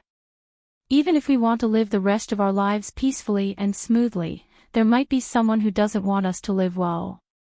Jojo, did something happen that Mother doesn't know about? Arbor shakes her head and doesn't say anything else. After Wei Ziqin leaves with a trace of apprehension, Arbor has been sitting in front of the bronze mirror in a daze, looking at herself in the mirror. Her ears are constantly replaying the conversation with Wei Ziqin. Why is he so sure that I'm a member of the Mu family? You look 50% similar to your biological mother. Those who knew your mother would be able to recognize you at a glance. No matter who you are. Arbor looks at the faint image in the bronze mirror and coldly says, I will make you pay for this. It's enough to fool her for a lifetime. If anyone still wants to meddle in her life, no matter who it is, she will make them die. After sitting in a daze for a while, Arbor feels a slight headache, so she gets up and walks to the bedside. She hasn't been sleeping well. It seems that even when she's in a dream, it's very uncomfortable. However, when she opened her eyes and saw Amo Lien's enlarged smiling face, her mood inexplicably improved for some reason. Ciao ciao, you're really lazy. You slept until late in the morning. He poked her little face with his finger and lifted her up from the bed. What happened? He reached out and rubbed her face. It's only been one night. You haven't seen me for so long that you're looking at me like that. Jojo himself did not know how adorable those eyes were. It was as if they were glued to his body and could not be pulled away. Arbor reached out and hooked his neck. Mo Lien, I didn't sleep well last night. She must have missed me. That guy shamelessly said this and carried her in front of the bronze mirror. Seeing that she was reaching for the heavenly phoenix violet jade hairpin, he hurriedly pushed her small hand away. He had spent so much time making a phoenix hairpin for Jojo's coming-of-age ceremony, but his grandfather had snatched it away from him. Just thinking about it made him unhappy. Mo Lien threw the hairpin into the brocade box. I'm not wearing this. Why not? Grandmother gave it to me. Mo Lien glanced at him angrily. You're not wearing it even if grandmother gave it to you. Wear the one I gave you. Jojo, why didn't you sleep well last night? Seeing Xiao Yao walk in, Arbor reaches out to pat Mo Lien. Prince Mo reluctantly put down the comb in his hand and handed it to Xiao Yao. Didn't you say that you missed you? Prince Mo's eyes lit up when he heard this. You really missed me. I'll tell you that I'm done for the day. If you don't, it means that I haven't finished yet. Chapter 1251. Arbor expressionlessly said, I was lying to you. Xiao Yao giggled. Crown Prince, oh no, his darling was getting better at tricking people. Look at how formidable this little trick was, making his heart soar one moment and then drop to the bottom of the valley the next. His entire person and mood rose and fell with her, floating up and down. Ugh, his heart really hurt. Mo Lien swayed and leaned to her side, saying, Darling, let's not go to the lake today. How about we go hiking instead? I want to go out for tea with Miss Li today. Who's Miss Li? Was it more important than accompanying your husband? Mo Lien's handsome face was sour as he gazed unhappily at his little wife. Then I'll go with you. When Arbor heard this, she was immediately displeased. We're having a gathering with close friends.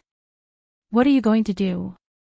You're sitting there like a national treasure, and the girls can even whisper to each other.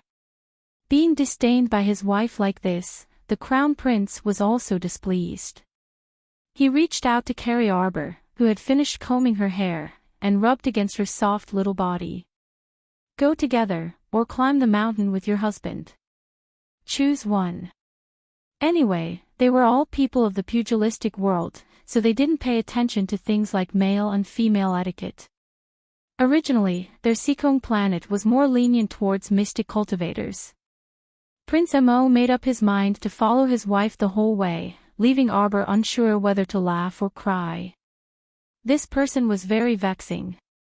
I even invited senior sister Liang and the 8th princess. Why are you joining in the fun? This was a gathering for us girls. Prince Mo pursed his lips.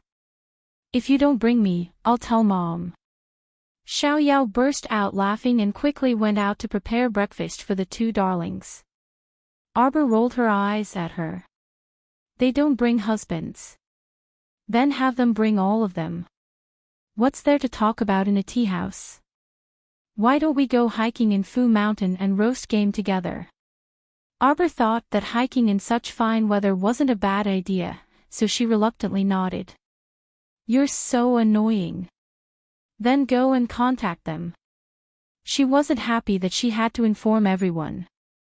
Prince Mo nodded happily and poked her little head with his finger. Okay. We'll leave in an hour. After saying that, he went out in high spirits and instructed people to take care of it. Arbor's gloomy mood from yesterday was swept away as he watched the Crown Prince roll out with lanterns and colored banners. He looked out of the window and muttered to himself, different situations call for different measures. There's no need to ruin your mood for some idle people. She glanced at the fair and tender little face in the bronze mirror, and her mood relaxed a little. She got up and walked out. At this time in her previous life, she was still frowning miserably day and night because she had yet to open her meridians. Compared to this, the current her was simply too blessed. In that case, what was there to complain about? Life went on, and she had to look forward. What was there to be afraid of? At most, she would just deal with whatever came her way. Jojo.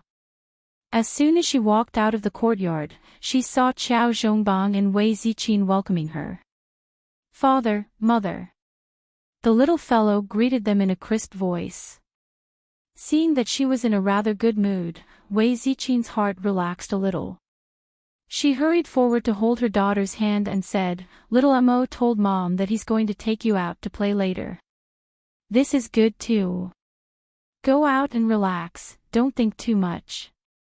No matter what, your dad and Mom's Jojo, our precious daughter. Arbor nodded her little head. Chapter 1252. After His Highness the Crown Prince organized it, the original gathering of 4 sisters inexplicably turned into a 10-person outing in Fu Mountain. Besides inviting Miss Li's fiancé, Pei Yidao, the young master of the Count of Jian An's estate. He even thoughtfully invited Miss Li's sister-in-law, Pei Jia. It was best for sisters-in-law and sisters-in-law to get closer. It would be best if they didn't have time to steal his wife. His Highness also very considerately found companions for his 8th sister and senior sister Liang, who were single. They were the State Duke of Qing's estate's second young master, Shi Guangyun, and the Royal Guard's commander, Hui Feng's second brother, Hui Fan. The 4-person outing of the best friends became a 9-person outing. When the Crown Prince was about to set off, he ran into his 12th brother, who insisted on dragging the Song family's Song Xiaotai along. On Arbor's side, the little monk bawled and hugged her thigh the entire way. She had no choice but to drag the monk out with her. Our dear Qiao Xin hadn't returned from the academy yet, so Xiao Lin, and Xiao Yao went to visit their cousin, Pu Rulan.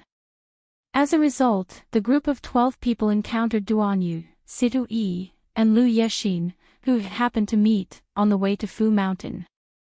What started out as 4 people drinking tea turned into a 15-person outing and barbecuing. The group sat together in an extremely spacious and luxurious carriage, drinking tea and chatting wittily along the way. Qiao Mu was speechless as she fiddled with the little monk in her hands. She pinched his small ears and rubbed his small face before teasing him, "We're going to eat barbecued meat. It's not like you can eat it. This little monk can eat vegetables and mushrooms. Who's going to roast mushrooms for you?" Arbor rolled her eyes. Liang Qingqing couldn't resist picking up the little monk. "Little junior sister, where did you pick up such an adorable little monk?" "He's too adorable. Benefactress." The little monk wriggled his little arms and legs, trying his best to crawl back into Arbor's embrace. Liang Qingqing rubbed his cheeks, grinning from ear to ear. "This little fellow is too interesting. How old are you, little monk?" "This little monk is 4.5 years old." "Ha ha ha ha, look at that serious little face of yours. It's so fun." Liang Qingqing seemed to have found her favorite toy. She hugged the little monk and couldn't bear to part with him. The little monk, however, was very disgusted and kept throwing her hand away. He struggled with his little hands and legs, wanting to throw himself into Arbor's arms. Mo Lian was very happy when he saw this, and he cast an extremely friendly gaze at senior sister Liang. Then, he drew close to his wifey and said with a smile, "Ciao ciao, when we arrive later." "Sister-in-law." Mo sure interrupted their conversation. Hence, Xiao Mu looked up in his direction. When they first met, this silly prince kept trying to get close to her and was almost thrown out of the carriage by his elder brother. "Big brother, why don't you let me talk to sister-in-law?" Mo Yu said angrily. "What else do you have to say?" Mo Lian glanced at her brother with a hint of disdain. "That's all you've got? You're just thinking about Tao, What peach?" Arbor blinked. "Eldest sister-in-law." The mention of this poked at Mo Yu's sore spot. He immediately pulled a long face and said, "Big brother is so mean.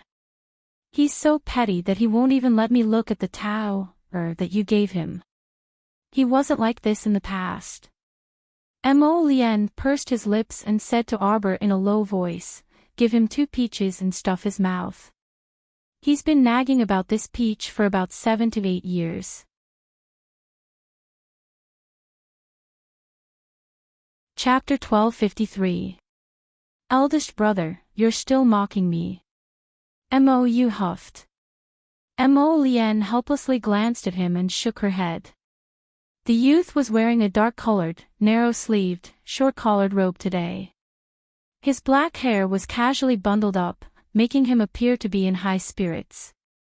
His looks and talents were good, and he was also intelligent and sensible. It was just that he was still a little uncertain. It was no wonder that when she told Royal Father last night that she wanted to entrust the country to you, Royal Father revealed an "the sky is falling" expression. She wished for nothing more than to hug his thigh and wail bitterly. In reality, although Yu was still young, some of his views and insights were quite profound. He was a good child. If he was slowly nurtured with time, he would definitely be a wise ruler of the country. 1 year's time was a little rushed, but it wasn't impossible to nurture this child. But now, it seemed that even 1 year's time was almost gone. "Here." Arbor raised her hand and took out a plate of juicy peaches from her inner world, beckoning everyone to come up and take them. She had thrown some of these peaches into her inner world, but after some consumption, there weren't many left. Thinking of Paradise Planet that was still in a sealed state, Arbor felt somewhat melancholy. She also didn't know when her little Cho-Cho would wake up. She kind of missed those noisy little fellows. "Eldest sister-in-law, it's so delicious." Song Xiaotai turned around and nearly swallowed his own tongue when he saw the 12th prince's appearance. "You rascal, is there a need to reveal an expression that looks like you're about to cry because it's delicious?" Arbor also couldn't help but twitch her mouth. Seeing his pitiful appearance, her heart couldn't help but soften. She took out a few more peaches from her inner world and gifted them to him. "Keep them well and eat slowly. Eldest sister-in-law, you really likes eldest sister-in-law." Mo Lien spread open her fingers and pushed away that fellow's face that was pouncing on her. Scram!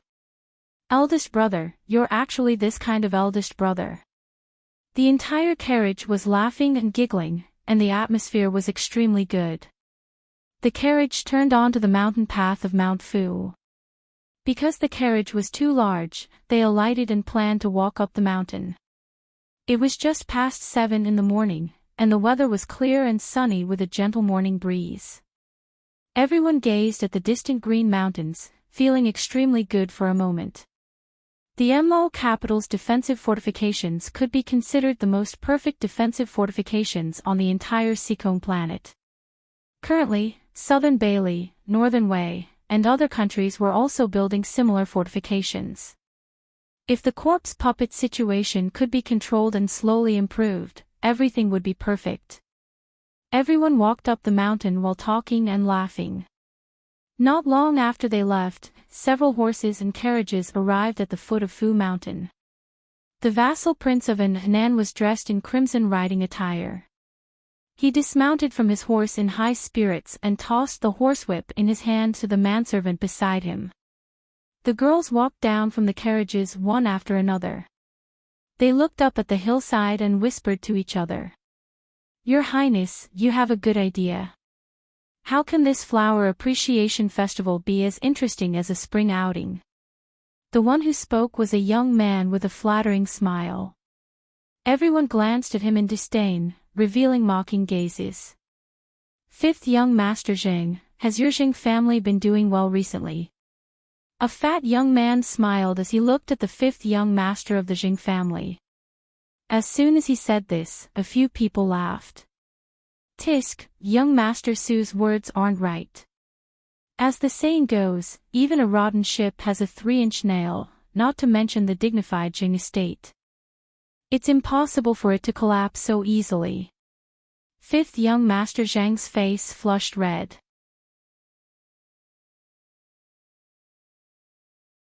Chapter 1254.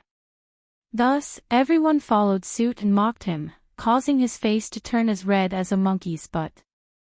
Fatty Wu Xiao En, couldn't stand it anymore, and he couldn't resist cursing. You don't need to gossip about the Zheng estate.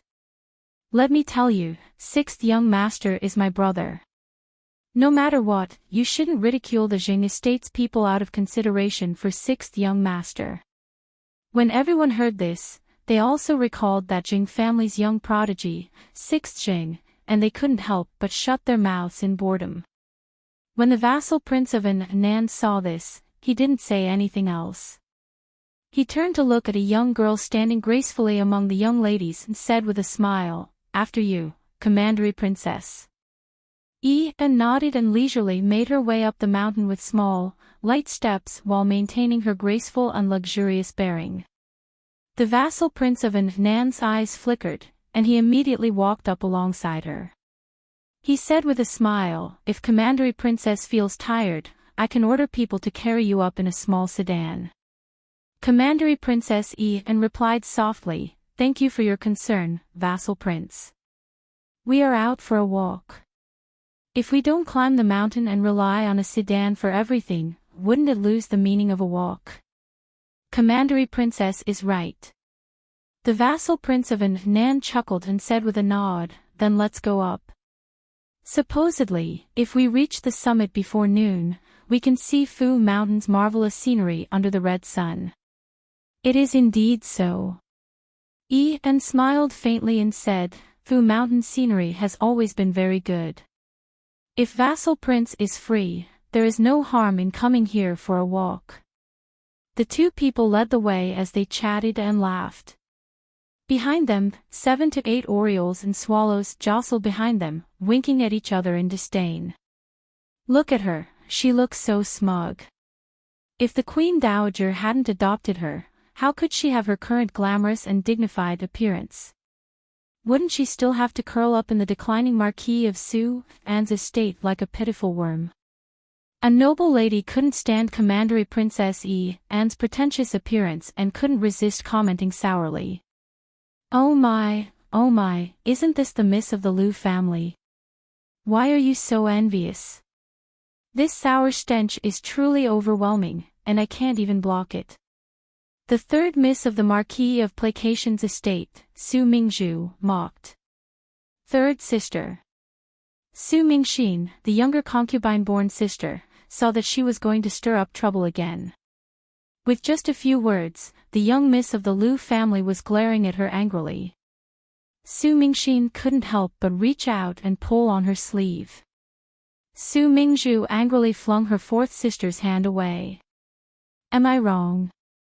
What a joke, that was Commandery Princess Yifen, the Queen Dowager's favorite. How could she not hug her thigh tightly? It was one thing for these idiots to offend Commandery Princess Yifen, but they shouldn't let the Commandery Princess misunderstand that she, Su Mingzhu, was also picking on her and speaking ill of her behind her back. Miss Liu glared angrily at Su Mingzhu several times before turning her face away and ignoring her. The other young ladies were like stars surrounding the moon, hugging a veiled woman who raised her head and smiled fawningly. Feng Yan, didn't you say that second young master would come today? Second cousin brother has something urgent to deal with, young Feng Yan said proudly. However, when he glanced at those girls from the corner of his eyes, he couldn't help but feel cold and mocking. These idiots, how could they have the right to have a crush on her second cousin? After walking for about an hour, the group of people walked for a long time. Ah! Suddenly, they heard Commandery Princess Yifen exclaim, and everyone looked over. They saw a large group of young men and women sitting in a circle on the small slope at the top of the mountain. When they saw them walking over, they also turned to look at them. Your Highness, what a coincidence!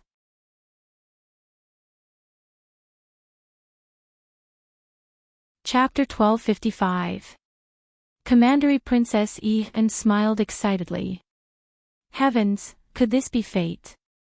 The two people did not have any agreement, yet they met without any warning. What was this if not fate? Evidently, this hilarious Commandery Princess had completely treated the crowd around the Crown Prince as background scenery. Ah, it's His Highness. His Highness the Crown Prince is also here.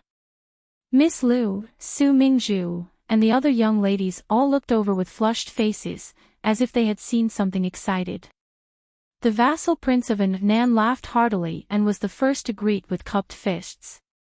Greetings to His Highness. Is His Highness bringing the Crown Princess on an outing? Ah, the 12th prince is also here. Brother Guangyun, everyone, sorry for the disrespect. Mo Lian reflexively swept him a glance before nodding dryly at him. Shi Guangyun and the rest stood up to greet and exchange pleasantries. During this time, darling Qiao, senior sister Liang, Duanyu, and the rest did not even lift their butts as they sat there calmly and continued to eat.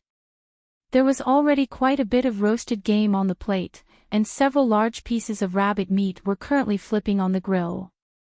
The aroma wafted over as oil sizzled out.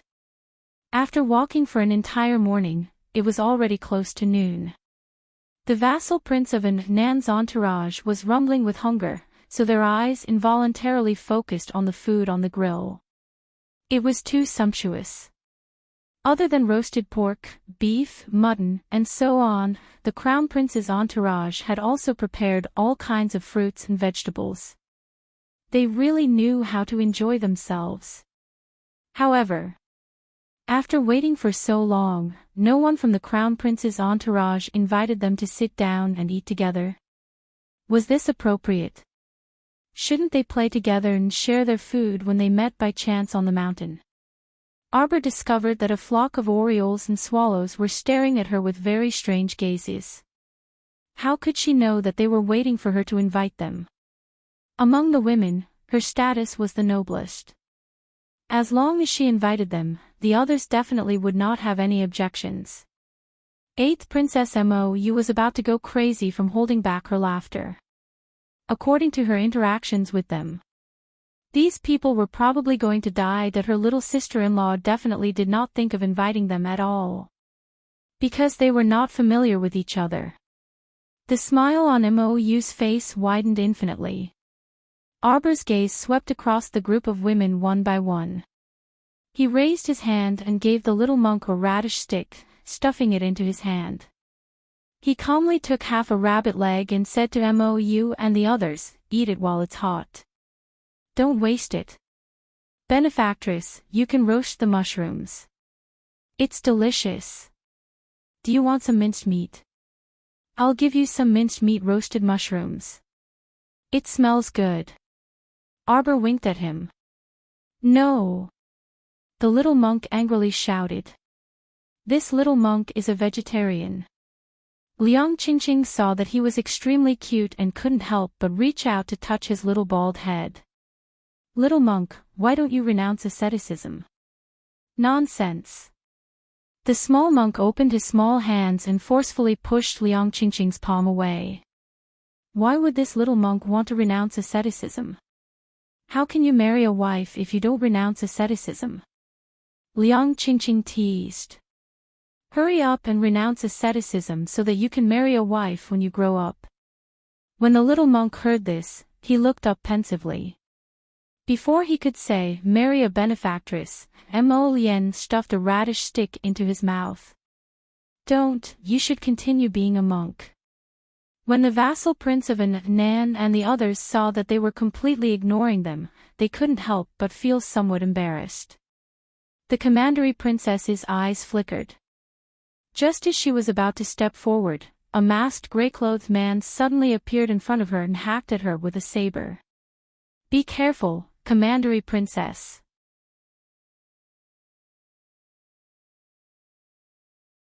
Chapter 1256.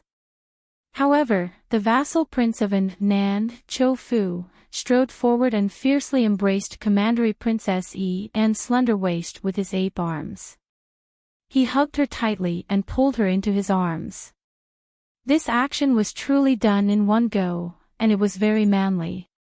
However, the two were not husband and wife after all, and they had never been engaged. This kind of overly intimate action appeared extremely strange in everyone's eyes. Many of the noble ladies covered their mouths with their hands in shock. Anne was also a bit alarmed and furious. She originally wanted to struggle, but the vassal prince of Nan's iron arms encircled her waist firmly, so she could not break free for a while. Amidst everyone's cries of shock, vassal Prince Cho Fu swiftly struck the gray-clothed person's chest with his palm. The gray-clothed person did not even grunt, merely retreating a step after the vassal prince of Nan's palm strike. In the span of a breath, the person charged forward fearlessly, looking as if he was going to kill commandery princess and with a single strike. Anne's cultivation was not high to begin with, so she had yet to recover her wits from this sudden assassination. She reflexively shrunk into the vassal prince of Nan's embrace, her fair and petite hands clutching the lapels of his robes tightly. The gray-clothed person and his 3 subordinates had cornered the vassal prince of Nan inside their encirclement and attacked the vassal prince simultaneously. However, the vassal prince of divine courage hugged commandery princess Anne's waist with one hand as he moved back and forth inside the encirclement to fend off those people's attacks, occasionally swinging his sword in retaliation. Meanwhile, Arbor's group was standing far away from them. When the gray-clothed assassin swiftly appeared on the scene with several people, Arbor's group's first reaction was quite laughable. That was, they scrambled to put away the grill, plates, and meat, moving them back to prevent the dust from the fight from contaminating the food. That was why everyone was expressionless when they saw the vassal prince saving the damsel in distress. After moving the food and utensils to a safe distance, everyone sat down on the lawn and continued to drink tea and eat meat calmly. After the vassal prince of Nan stabbed that gray-clothed person with his backhand, the gray-clothed person quickly waved his hand and left swiftly with the assassins. Everything happened so quickly that it didn't even take 5 minutes to finish a cup of tea. Duan Yu shook his head speechlessly. "Your acting is too fake." With this bunch of people's intelligence and their fake acting, they simply couldn't fool Duan Yu, Situ Yi, and the others. Prince Mo smiled and said, "It's fine. Just treat it as an after-dinner entertainment. What entertainment? I don't understand. Liang Qingqing didn't have many tricks up her sleeve. She didn't know what these people were talking about. He only knew that the people in the imperial court were very calculative. Arbor creased his brows. After glancing at Yi Pen and the vassal prince of Nan, he retracted his gaze and told Liang Qingqing, "Ignore them. A bunch of clowns." In order to win the beauty's favor, the vassal prince of Nan actually arranged such a baffling scene of a hero saving the beauty. It was really hard for people to have a good impression of him. On the other end, after the vassal prince of Nan soothed the frightened commandery princess Yi gently, the farce finally came to an abrupt end. The vassal prince of Nan volunteered to escort commandery princess Yi back to the palace. However, commandery princess Yi's gaze kept drifting toward Arbor's side, gazing at the crown prince in a daze through the crowd.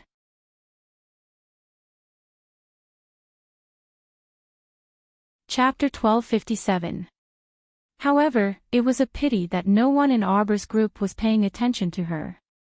After they finished eating, they felt that they had rested enough, so they packed up their equipment and continued swimming deeper into Fu Mountain. When Ethan saw that no one was asking her if she was injured or frightened, she couldn't help but feel aggrieved. Soon, the vassal prince of Nan used the excuse that the commandery princess had been frightened to cancel the activity and order everyone to return home.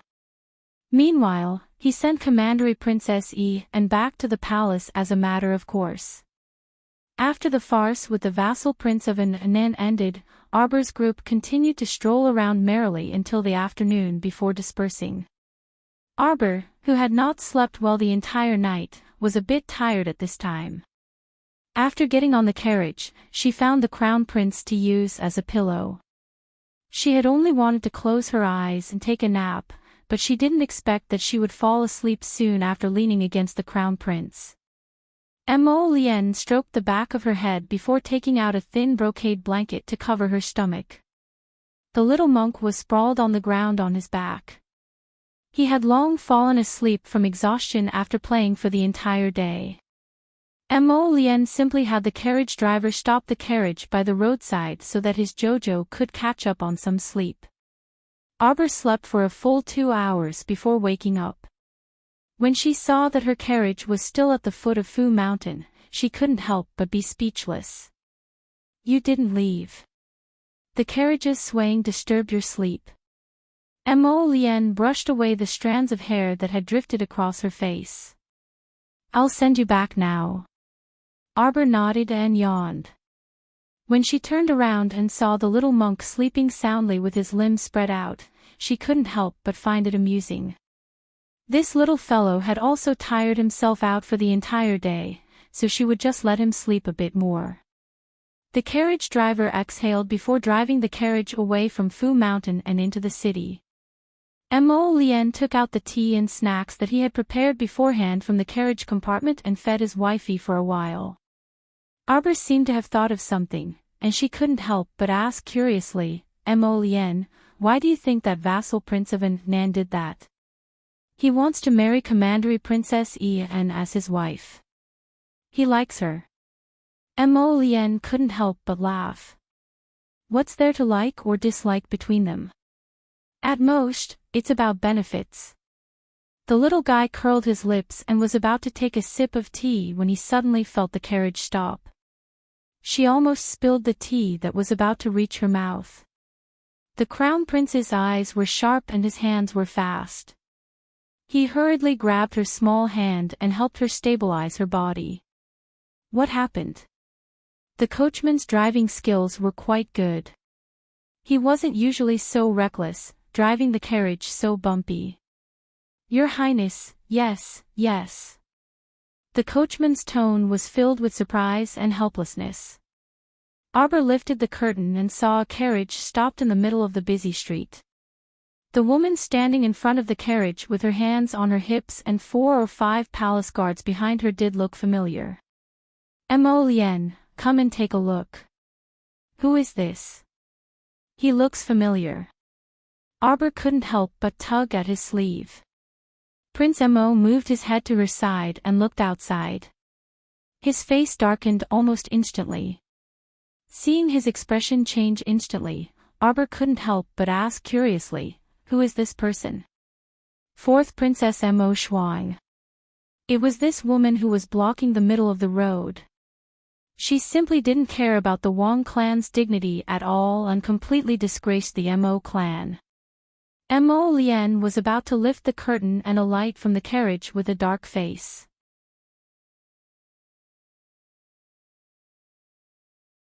Chapter 1258. Mo Lian's handsome face darkened. Just as he was about to get off the carriage and berate her to stop, he heard the fourth Princess Mo Shuang abruptly shout, "Do it!" 4 to 5 guards in the procession surged forward, trying to break through the carriage in the middle of the road. The passers-by hurriedly moved aside, all of them looking at that woman strangely. Arbor leaned against the carriage window, watching with great interest. From time to time, he would tug at Mo Lian's sleeve and ask, "Mo Lian, guess what's inside that carriage?" Prince Mo's expression already couldn't be any darker. He practically didn't need to guess to know what this fourth Princess Mo Shuang was blindly excited about. There had to be a peerlessly handsome man inside this carriage. Otherwise, she wouldn't have spent so much effort, blocking the road to rob someone, and also trying to break the carriage. Because the fourth Princess Mo Shuang was completely uninterested in anything other than handsome men.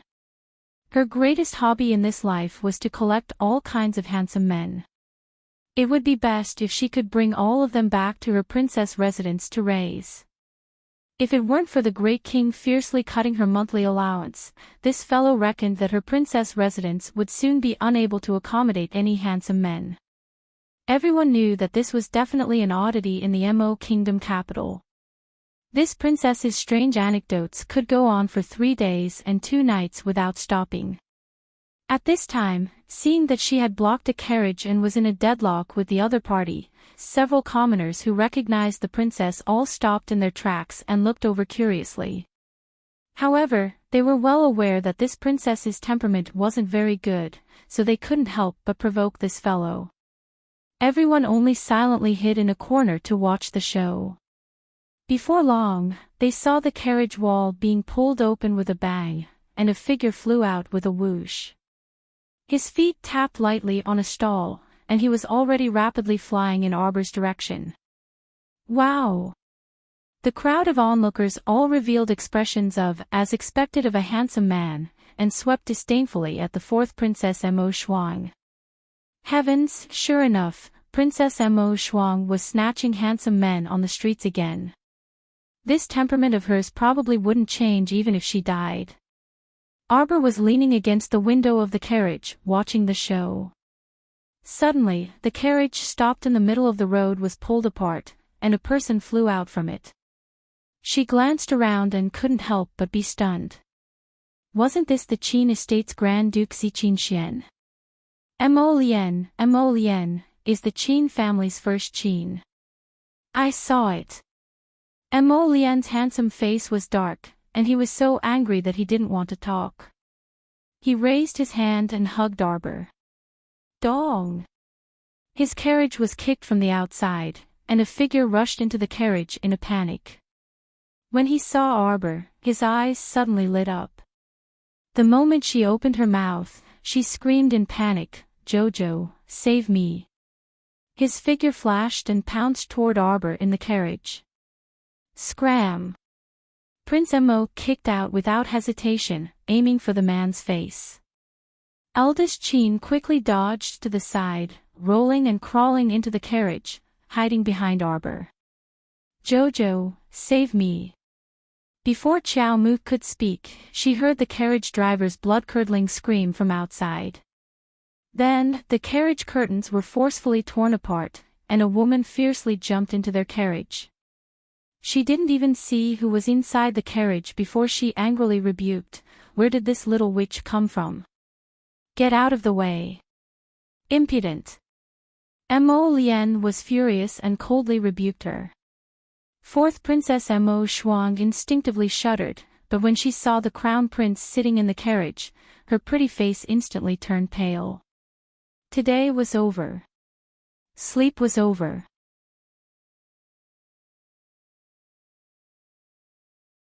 Chapter 1259. Heavens, heavens.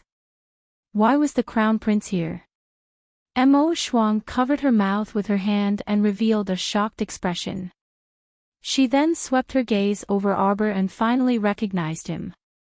It's you. That day, she had barged into her father's palace and begged him to grant her the eldest young master.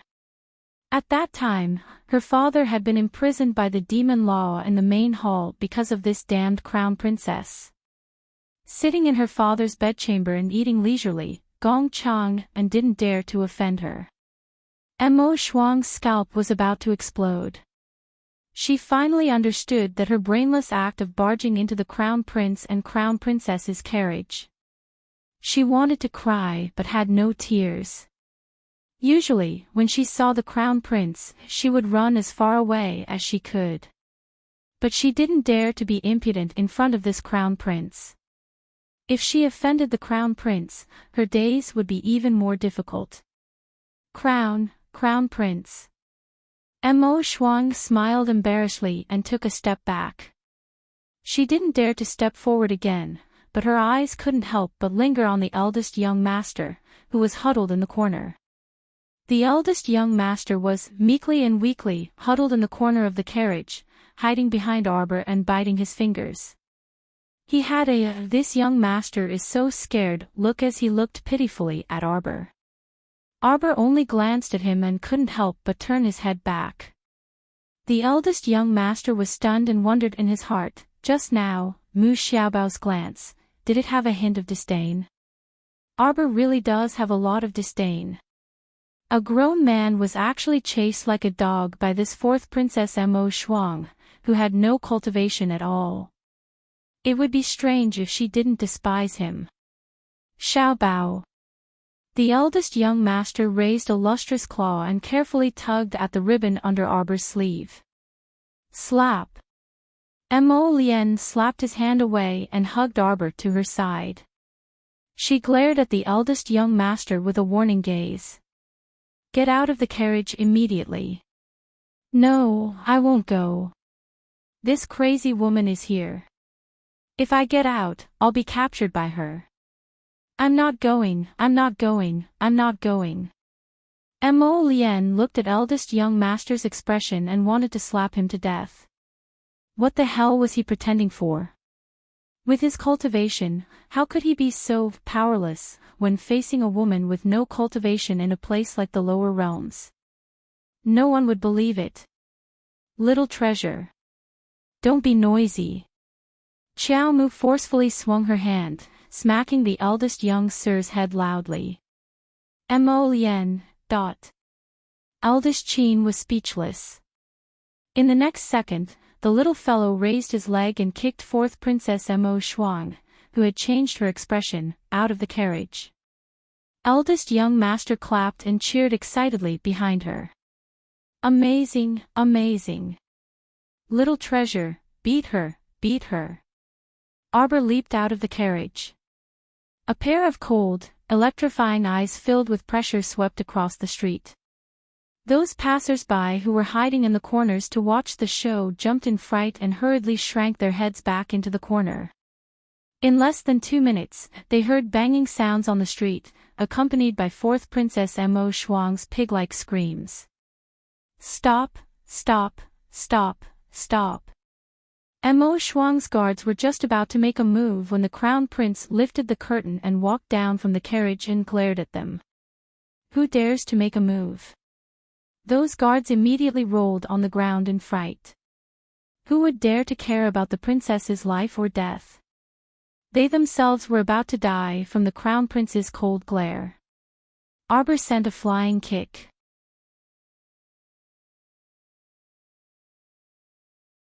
Chapter 1260. Fourth Princess Mo Shuang screamed in horror, her eyes bulging out of their sockets. In the next second, the crown prince consort kicked the large plate in the face. It flew out with a whoosh and smashed fiercely into a nearby stall. With a loud bang, the auntie who was watching the commotion from under the stall was scared out of her wits, and she scrambled out from behind the stall. Turning back, the auntie looked at the fourth princess, who was sprawled on the ground, with fear in her eyes. Fuck, this is too tragic. Fourth princess's nose was bleeding profusely, and her eyes were swollen from that icy stoic little girl's slaps, looking like two walnuts hanging from her eye bags. She looked as wretched as one could imagine. Arbor pattered over to fourth princess Mo Shuang. The fourth princess was so frightened that she retreated backwards. Her eyes were filled with fear and she subconsciously covered her face with her hands, shaking them and screaming, "Stop hitting me, stop hitting me, stop hitting me. Who's the little demoness?" Arbor shouted with a cold expression. Not to mention fourth princess Mo Shuang's stupefied expression, even Mo Lian, who was walking over in the carriage, couldn't help but facepalm. "Speak. Who is?" Fourth princess swallowed her saliva while trembling. Looking at the little girl's stoic face, she replied wittily, "Me. Pfft." Eldest young master leaned against the carriage with one leg slightly bent. He propped his chin on his hand and shook his head repeatedly with a sigh. So worrisome. After all this time, it turned out that little treasure, this child, had hit her because someone had called her little demoness. To think that he had naively thought that our dear little treasure had finally been enlightened and would fly into a rage over a handsome man. Arbor swept a glance at fourth princess. "Why did you barge into someone else's carriage?" Me. Fourth princess looked at the little girl, stupefied. "Speak." Arbor shouted angrily. The audience, Why did they have the urge to laugh? Did they even need to freaking speak? How bad was this little girl's eyesight to not see that fourth princess had charged into her family's carriage to capture the handsome eldest young master of the Qin estate? Robbing people in broad daylight. Do I look like I'm that easy to rob? Arbor raised his foot and pretended to kick him. The fourth princess hurriedly moved her buttocks backward, brushing against the ground as she stepped back. She stretched out her hands and waved them repeatedly. I wouldn't dare. Don't hit me, I wouldn't dare. I won't rob again." Prince Mo didn't say anything and just laughed at the side. Eldest young Sir Qin jumped off the carriage and walked towards Arbor with a slightly melancholic expression. How blind must this last be to think that the fourth princess riding the carriage was a robbery? Arbor turned around and glared at him. "Let's go." Eldest young master was speechless. Feeling wronged, the eldest young master pitifully looked at Arbor and said, "Xiao Bao, we've been together for many days. Can't you treat me a little better?" "Nonsense. Who is Xiao Bao?" Arbor's little face was cold as he said to the eldest son expressionlessly, "I don't even know what you're talking about." Eldest young Sir Qin, Oh my, this damn lass. She was still trying to deceive him at this point. Now, even that dumb woman Yang Fengyan knew that she was the Mu Xiao Bao who had previously snuck into their Qin estate. This little fellow was so stubborn. Arbor swept a glance at him before turning to trot to the crown prince's side. "I want to eat small wontons."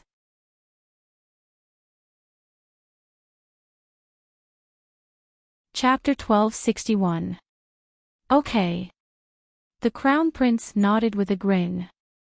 He pulled her small hand and said, "I'll make it for you to eat when we get back. I want shrimp stuffing." The little fellow raised her head slightly and made a request. The crown prince nodded with a smile. Okay. Watching the two leave hand in hand, the eldest young sir narrowed his eyes. He swept a glance at the fourth princess, who was stammering as someone helped her up, before concealing himself into a side alley with a flash. "Young sir." A shadow guard in black bowed to him. How is it? Shuntian Prefecture's strongholds within the Mo Kingdom capital have all been uprooted. That person said in a low voice. That person has begun to secretly make a move against Oni Prefecture again. I'm afraid that it won't be long before all of the 6 prefectures' forces disappear from Mo Kingdom. The eldest young sir chuckled. Just watch. It has nothing to do with us. Lu Yizhi is dead, and even that good second brother of mine turned a deaf ear to it. Why should I meddle in other people's business? He's the future patriarch of the Qin estate. He's the one who has to worry about and control the overall situation. The eldest young sir's lips curved in a grin. He then waved his hand and said, "Go back. No need to come find me again in the near future." Yes. That person vanished without a trace in a flash. Eldest Qin chuckled and walked back to the Qin estate.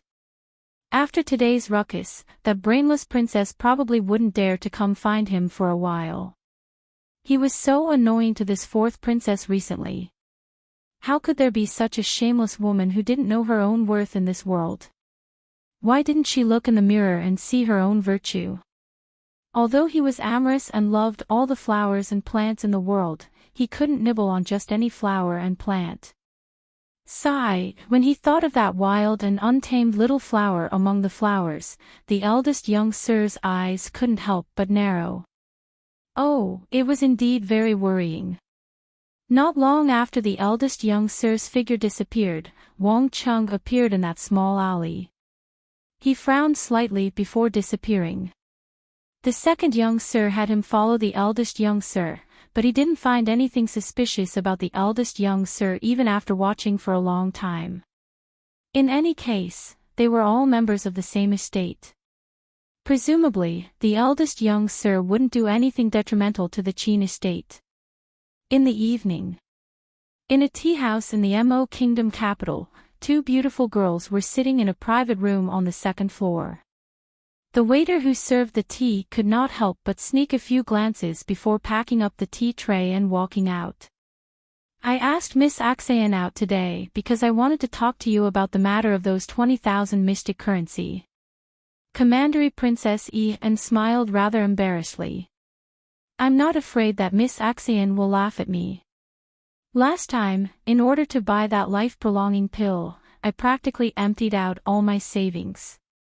I had originally planned to gather the money from Miss Axayan in the next 2 days, but from the looks of it now, I really can't." As Commandery Princess said this, she looked a bit embarrassed. Axayan giggled and raised her fan to cover her small mouth. "Miss Shuin, aren't you treating me as an outsider by saying that? Since we're all friends, I don't care about that little bit of money." Commandery Princess Anne's eyes involuntarily brightened, and she quickly said with a smile, "How can I accept this?" Deep down, she really hoped that this Miss Axayan would waive her loan of 20,000 mystic currency, but she was too ashamed to say this. Hence, she asked her out and waited for her to waive the loan. Now that she saw Miss Axayan being so tactful, Commandery Princess was secretly happy, but she didn't show it on her face.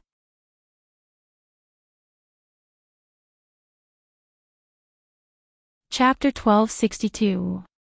Shuain is definitely going to befriend Miss Axayan. Commandery Princess raised her teacup and smiled at Axayan. Let me toast Miss Axayan with tea in place of wine. The 2 people drank several cups of tea with ulterior motives. It was not until an hour later that Axayan stood up to leave. After exiting the tea house, Bao Yan couldn't resist looking back and pursing her lips as she mocked, "What Commandery Princess even? She can't even return 20,000 mystic currency. Does she think that other people don't know her identity? Young master, why must you get close to this woman? You talk too much." Axayan swept Bao Yan a cold glance. "I told you not to follow me, yet you insisted on following me. I have my own matters to attend to." Bao Yan couldn't help but get anxious. You aren't still thinking about that stoic-faced crown princess, right? Last time, we almost couldn't even leave the Mo Kingdom capital. What do you know? After saying this, Axan didn't say anything else and walked towards the tavern with a wave of her hand. He wanted to stay here and find a chance to talk to Lil the Blockhead. He wasn't resigned to it. As for Commandery Princess Ethan, she was in an excellent mood after leaving the tea house. She strolled the streets with Sue, planning to stroll around for a while before returning to the palace. As the saying went, one was free from debt. She had just dumped her 20,000 mystic currency debt, so she planned to go to a jewelry store she was familiar with nearby to pick out a first-rate piece of jewelry for herself to celebrate. Sue also appeared extremely happy as she walked beside her. At least that Miss Axan is tactful. It is her great fortune to be able to befriend someone as honorable as Commandery Princess with a mere 20,000 mystic currency. Commandery Princess is peerlessly talented, humble, and gentle. She had begged for 8 lifetimes to be able to befriend Commandery Princess. Commandery Princess pursed her lips as she walked with a smile. Sue had a glib tongue, so as long as she didn't say anything out of line, liked her very much. All of a sudden, Ian stopped in her tracks as her gaze fell on the 2 women who were walking towards her. His originally good mood was suddenly replaced by anger in his heart. Her smile also froze on her face. One of the women walking towards her was wearing a hairpin that was exactly the same as hers, and the style of her clothes was also similar to hers. The yellow mattress matched with the pink skirt. However, the other party's skirt looked slightly more exquisite than hers. There was a group of colorful butterflies embroidered on the hem of the skirt. When she walked, the skirt fluttered and the butterflies danced. It was a beautiful sight.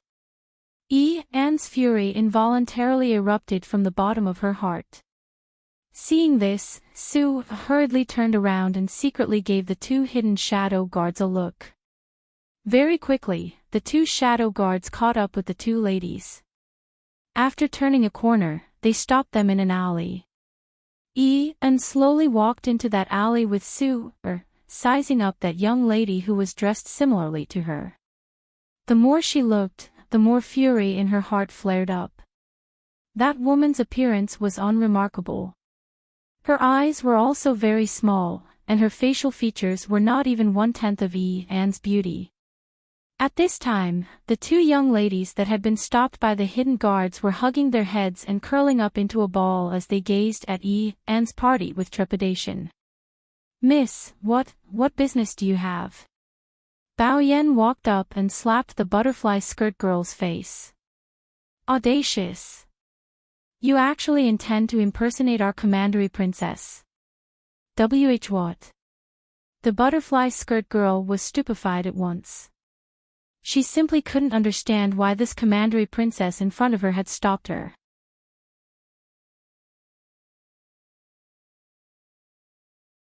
Chapter 1263. According to the little girl's words, it was because her clothes were similar to this Commandery Princess's. But could she be blamed for this? How could she have known that she would get into a conflict with an inexplicable person because of these clothes and this piece of jewelry when she went out today? You're crazy. The other girl next to the girl in the butterfly skirt glared at Commandery Princess Ethan. Ethan was infuriated, and she slowly walked up to her with narrowed eyes. She raised her sleeve and slapped the girl ruthlessly. "How can you insult me, the dignified Commandery Princess Ethan?" "Ah!" That girl was knocked to the ground by this ruthless slap. She shrieked and was about to retaliate when a hidden guard subdued her with a wave of his hand. "No, don't, what do you want to do? You can't be so unreasonable. You can't." The girl in the butterfly skirt looked at Commandery Princess and in terror, but she was subdued by another hidden guard just as she was about to step forward. Someone come quickly, help me." "What the hell, how can there be such an unreasonable person in this world? The girl in the butterfly skirt shrieked as she struggled. Commandery Princess and gazed at her coldly as an excited glint surfaced in her eyes. Hold them down. No, don't. Don't. The girl in the butterfly skirt looked in horror at the small knife in Commandery Princess Anne's palm as she shook her head repeatedly while crying. Anne revealed a sinister smile as she stepped forward and suddenly slashed at that girl's face with the knife. Ah! The two girls screamed in pain from the depths of the small alley. Anne continued to wear a gentle smile as she disfigured that girl's face with the knife. As she slashed, she recalled her childhood. She was like a pitiful little bug, huddling in a flock of orioles and swallows as she was kicked and beaten. She seemed to see the Marchioness of Sue, Anne's youngest daughter again, standing in front of her with her head held high and declaring, "Go, strip this damn girl of her clothes. She really is a little bitch that is unwilling to be left out. She even dared to secretly wear my old clothes and have delusions of showing her face in front of cousin. Strip her. Beat her to death. Who wants to wear your old clothes? Who wants to wear them? What who Shuin, where in the future will definitely be one of a kind in this world. Bitch. Anne's expression was a bit crazed as she slashed the girl in the butterfly skirt's face until that face turned into a bloody mess. Afterwards, she started laughing merrily. Remember not to dress like me in the future. Commandery Princess Anne patted the unconscious girl in the butterfly skirt with her small, bloody hand. The youngest daughter of the Marquis of Sue, so what if she was honorable? Now, he was still lying in bed like a living dead for years. She gouged out the woman's eyes, pulled out her tongue, broke the tendons in her arms and legs, but did not let her die. See, what a kind person she was. Anyone who went against her would not have a good ending. Princess, the two of them have fainted. Sue's beautiful little face revealed a hint of viciousness and a sinister smile at this moment. Break their limbs, cut off their tongues, strip them naked, and throw them into the nearby brothel. This is just a small punishment for talking back to me without any regard for seniority. Anne said this with a gentle expression. Afterwards, she turned around and left the alley, abandoning the two girls that she did not know as if they were trash. Very quickly, the two tragic passers-by were taken away by the secret guards.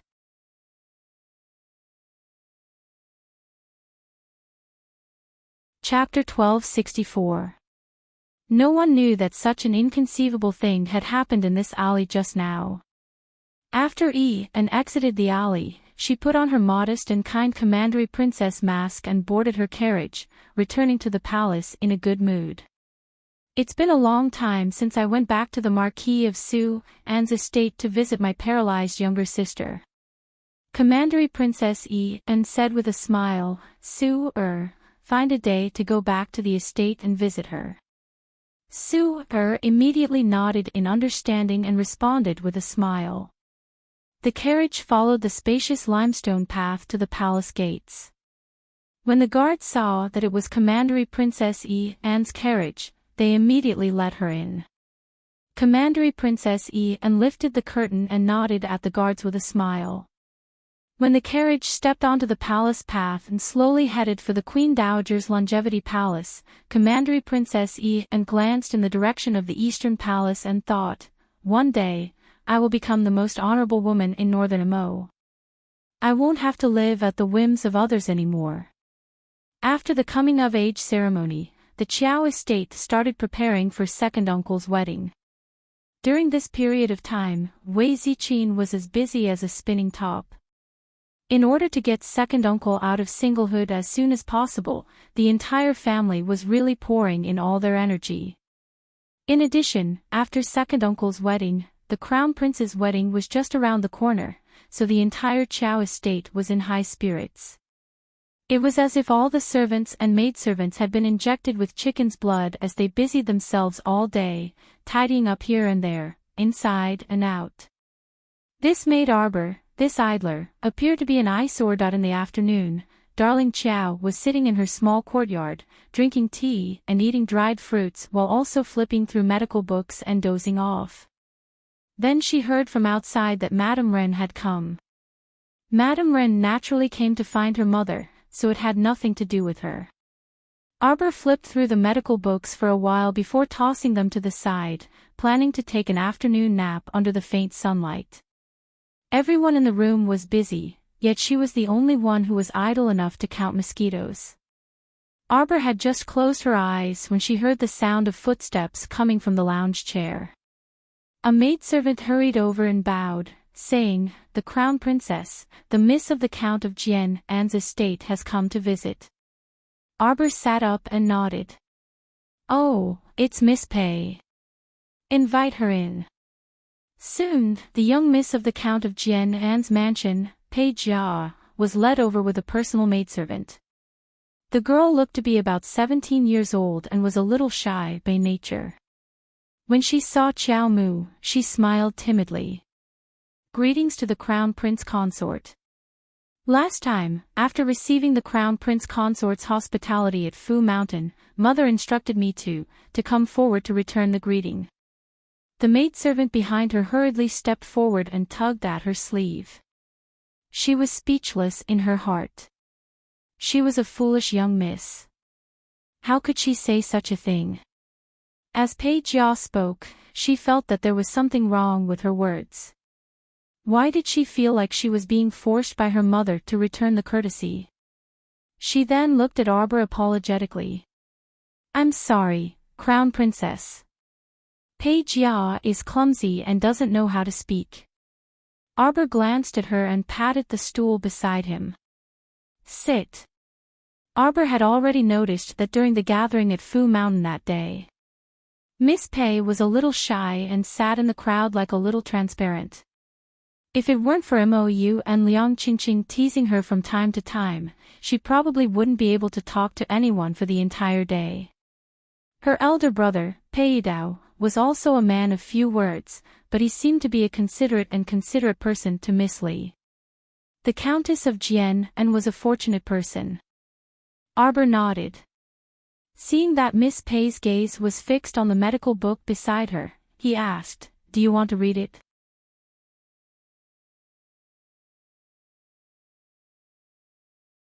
Chapter 1265.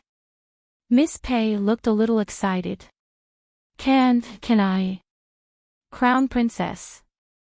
Xiao Mu handed her the medical book with one hand.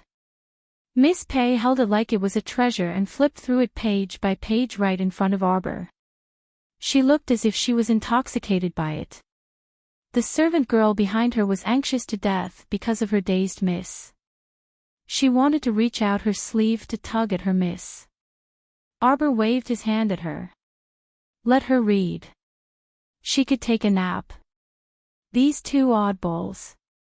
One of them came as a guest, but after exchanging 3 sentences with the host, she started flipping through the medical book and ignored everyone else. The other seduced the guest with the book, then left the guest alone to take a nap. When Xiao Yao came over, she almost laughed out loud.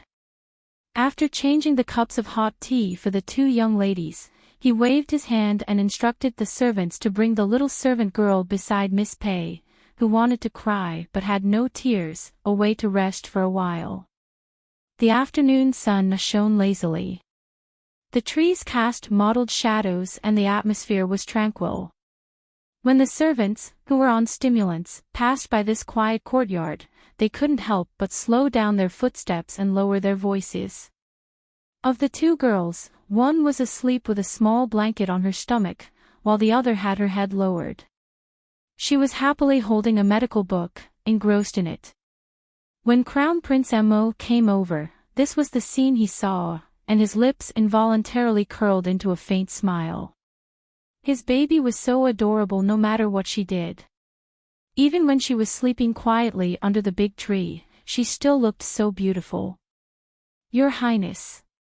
Xiao Yao, who had come over upon hearing the commotion, was about to salute when Crown Prince Mo waved his hand to stop her. How long has the Crown Princess been asleep? It's been more than half an hour. Prince Mo smiled. Then let her sleep a little longer. I'll go talk to father-in-law first. Yes. Not long after Prince Mo left, the little person sleeping there seemed to have sensed something. Her body moved slightly, and she opened a pair of slightly dazed eyes. Xiao Yao pursed her lips and smiled. She hurriedly ran over to her and said, "Miss, you're awake. Did Mo Lien come by just now?" Arbor turned his little face and glanced at Xiao Yao. Xiao Yao's eyes lit up. She nodded and said, "Miss, you are so amazing. His Highness the Crown Prince just came by. Seeing that you were still asleep, he went to chat with Master." Oh.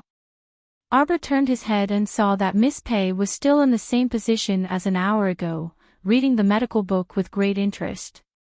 He couldn't help but feel speechless. She watched me for as long as I slept. Yes. Xiao Yao giggled and said softly, "The tea has been changed twice." Miss Pei was so focused that she didn't even take a sip. The conversation between the master and servant finally attracted the attention of Miss Calligraphy Addict.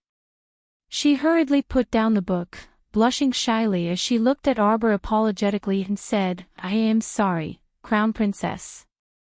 I was so engrossed in the medical book that I forgot that I came here to thank you."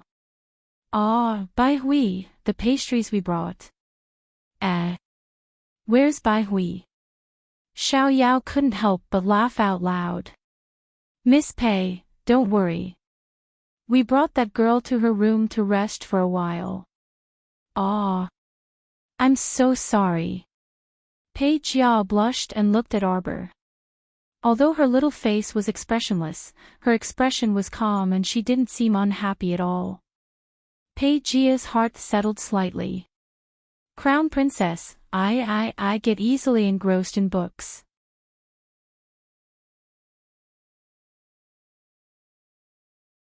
Chapter 1266. "It wasn't my intention to neglect you," Pei Jia said cautiously. At this time, that little girl, Bai Hui, was also brought over. She looked at her young miss with a speechless expression.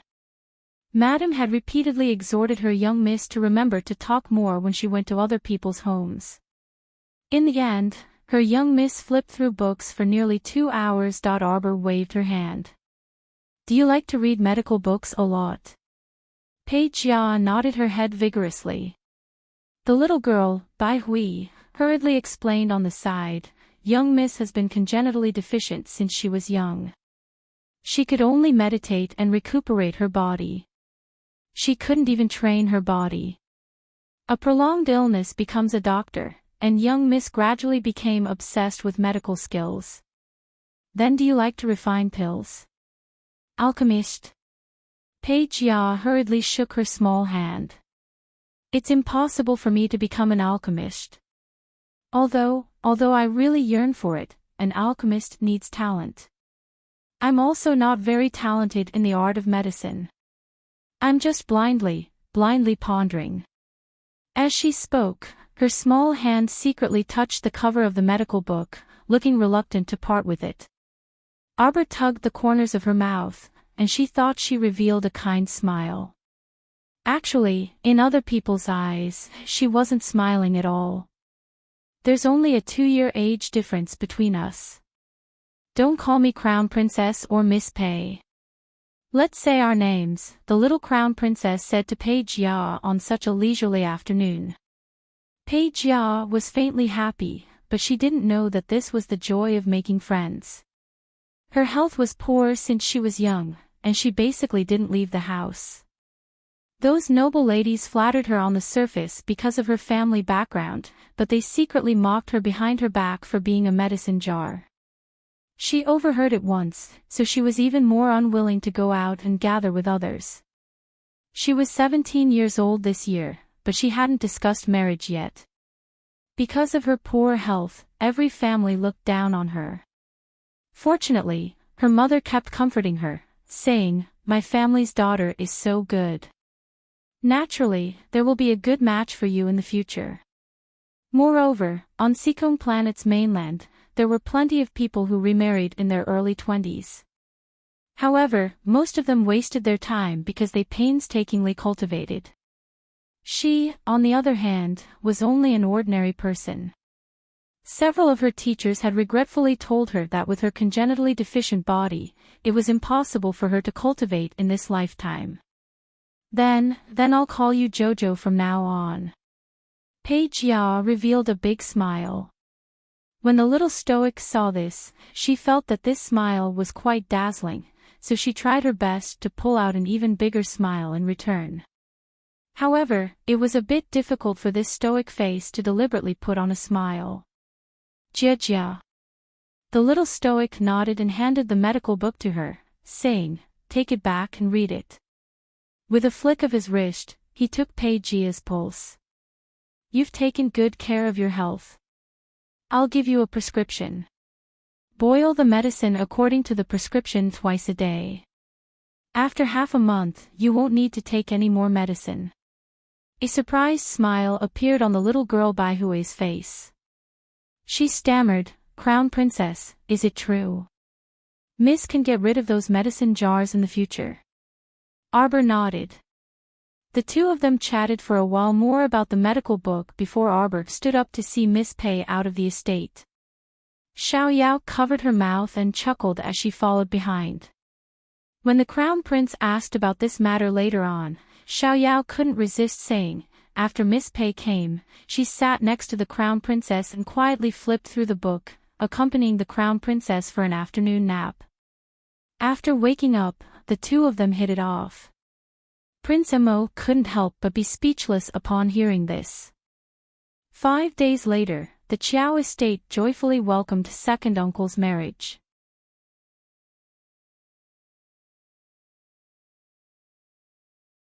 Chapter 1267. Early in the morning, Marchioness Wei Ziqin busied herself with a group of servants. Qiao Zhongbang greeted the guests in the front courtyard, a smile on his face the entire time. He was happy for his second brother from the bottom of his heart. Although the wedding was a bit rushed, they wouldn't leave out anything that was necessary. After more than 10 years, second uncle was getting married again. He was a bit flustered and made a few mistakes early in the morning. In order to be on time, second uncle brought the groom's escorts out more than 2 hours in advance. The bride had been brought to the Ren estate a day earlier. The two residences were neither close nor far. They would be able to bring her home within 2 hours and wouldn't delay the wedding ceremony. Arbor wore a rare jubilant red dress and specially ran to Brother Xiaohu's courtyard to see him. As soon as she entered, she heard Brother Xiaohu quietly complaining to Xiao Yao, "Xiao Yao, I'm not Fua. Look at what I'm wearing. What do I look like? Today's old dad's wedding, not mine." Xiao Yao softly spat at him.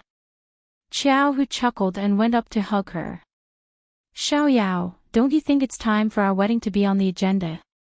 "Bah." Xiao Yao rolled her eyes at him. "Who's with you?" At this moment, the little fellow jumped out like a candle and called out, "Brother Xiaohu." Startled, the couple hugging each other swiftly retracted their hands. They coughed lightly and hurriedly adjusted their collars. Arbor paced to the two with her little paws behind her back and circled around them. "Brother Xiaohu, if you want to marry Xiao Yao, you have to ask me first." Xiaohu immediately went up with a silly smile and rubbed his hands. "Younger sister, you won't watch your older brother be a bachelor for the rest of his life, right?" "That's hard to say." Xiaomu tilted her small head and stood in front of Xiao Yao. "Our Xiao Yao's conditions are so good, so who can't you find?" Xiaohu panicked when he heard this. He hurriedly grabbed his sister's small hand. "Little sister, you can't trick your brother." Arbor glanced at him, took out a box, and threw it to him. "For you." "What is it, little sister?" "The answer is your xian-breaking pill." Xiao, who couldn't help but open it and take a look. There were 2 round Xian-breaking pills inside. They were really beautiful. Little sister, you're so good to us. Xiao Hu smiled foolishly and rubbed the back of his head. Let's go. I still have to help mother greet the guests. Crown Princess, I will go with you. Xiao Yao hurriedly left Xiao Hu behind and caught up with Arbor. Along the way, she said, when I was coming over just now, I heard that eldest Miss and Miss Biao had returned. Arbor stared blankly for a while before realizing that Xiao Yao was talking about Xiao Wenqiu and her daughter. Nodding, he brought Xiao Yao to his mother's courtyard. Arbor asked that whatever Yuan, did he make trouble for the mother and daughter? According to Mrs. Instructions, Lord Peng took care of them for a few days. The situation has improved a bit, but that Zhou Yuan is like a mad dog. We can't get rid of him. Arbor nodded. Every family had its own problems. She was just an unmarried little girl, so she couldn't stretch her hands too far. She had to take care of everything. In any case, she could just leave these miscellaneous matters to her parents. Her father was her cousin Pu Rulan's proper uncle. With this identity as an elder, he could naturally make decisions for Pu Rulan.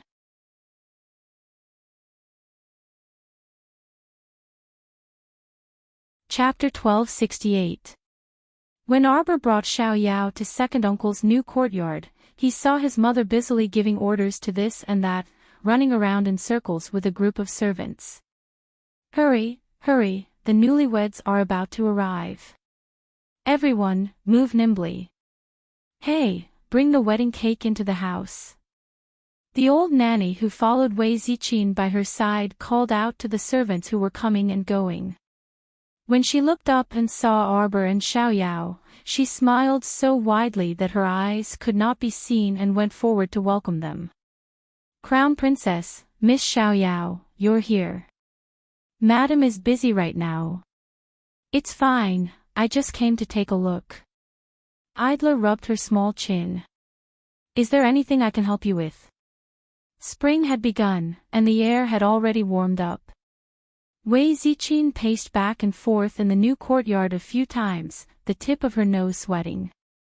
Seeing her daughter come over, she hurried forward and smiled as she held her daughter's small hand. Jojo, there are so many things to do today, and there are so many people. Fortunately, your eldest aunt came early and can still help me now. Oh, that's right, Jojo, you haven't met eldest aunt and cousin yet, right? Come. Wei Ziqin held her daughter's small hand and gave Nanny Qiu a few more instructions before calling into the house. Wenqiu, Rulan, come quickly, our Jojo is here. 2 women walked out of the house. The older one was wearing a long, golden blue straight-collared gown with long sleeves. Her makeup did not seem to be expensive jewelry. When she looked at Arbor, she smiled and nodded.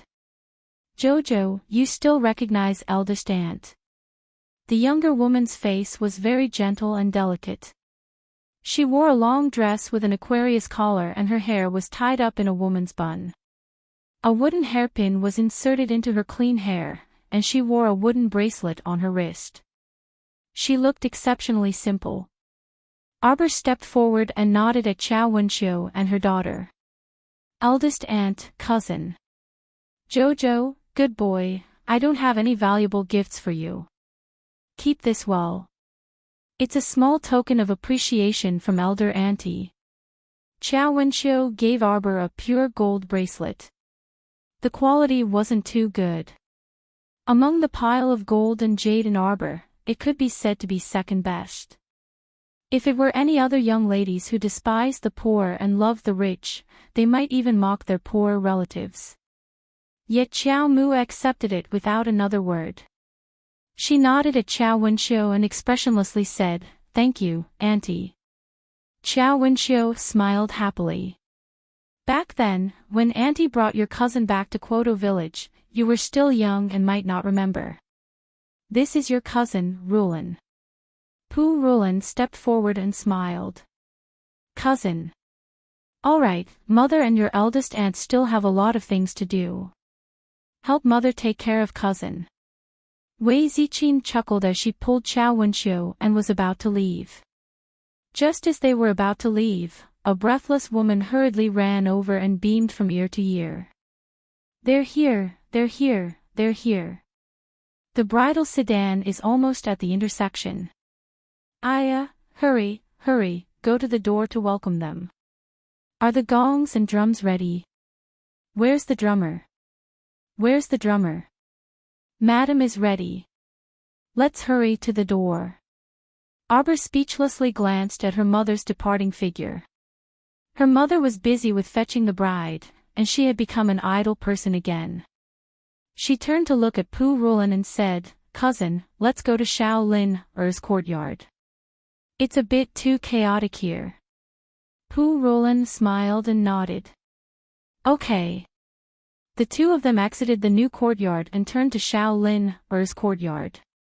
However, halfway there, they ran into the young lady who was rushing over.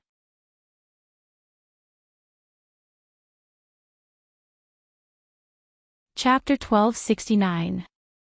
There were a lot of guests that came today, and the gatehouse was busy receiving the gifts and announcing the names.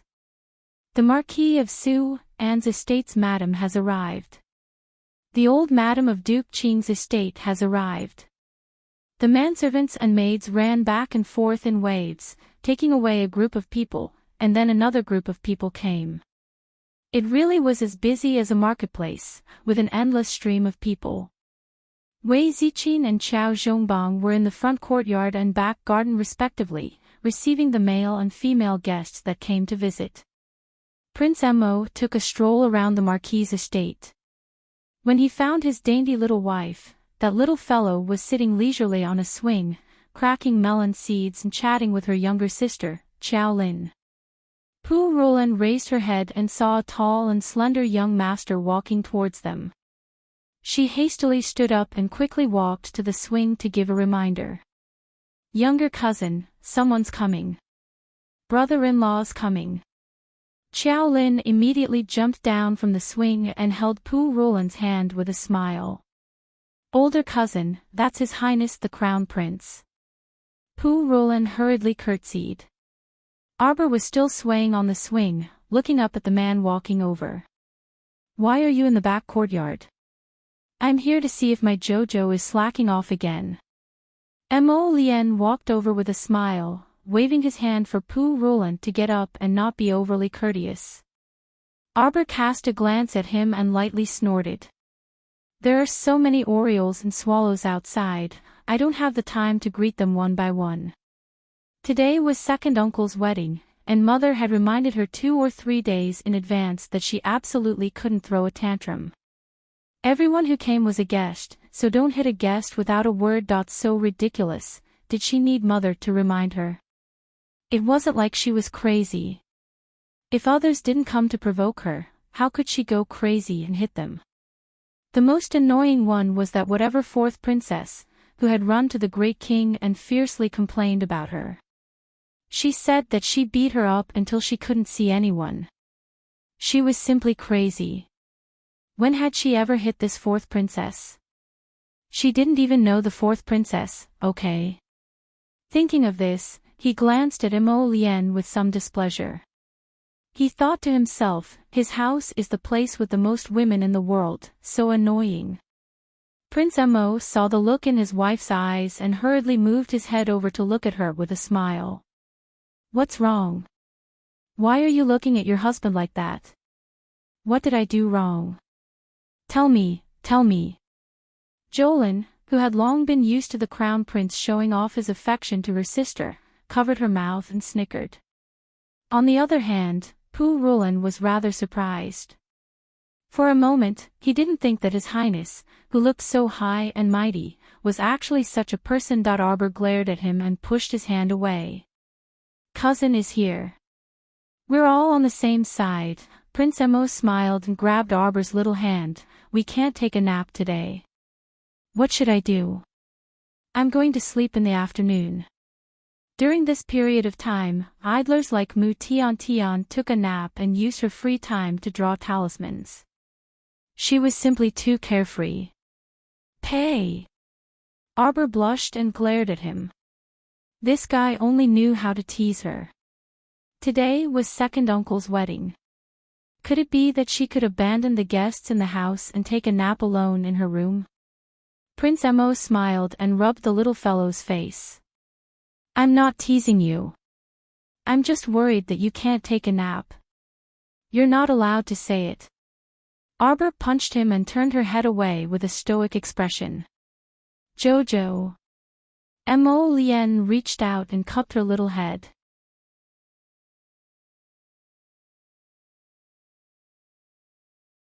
Chapter 1270. Mo Lien gazed at her with curved eyes and chuckled softly. There are still 15 days left.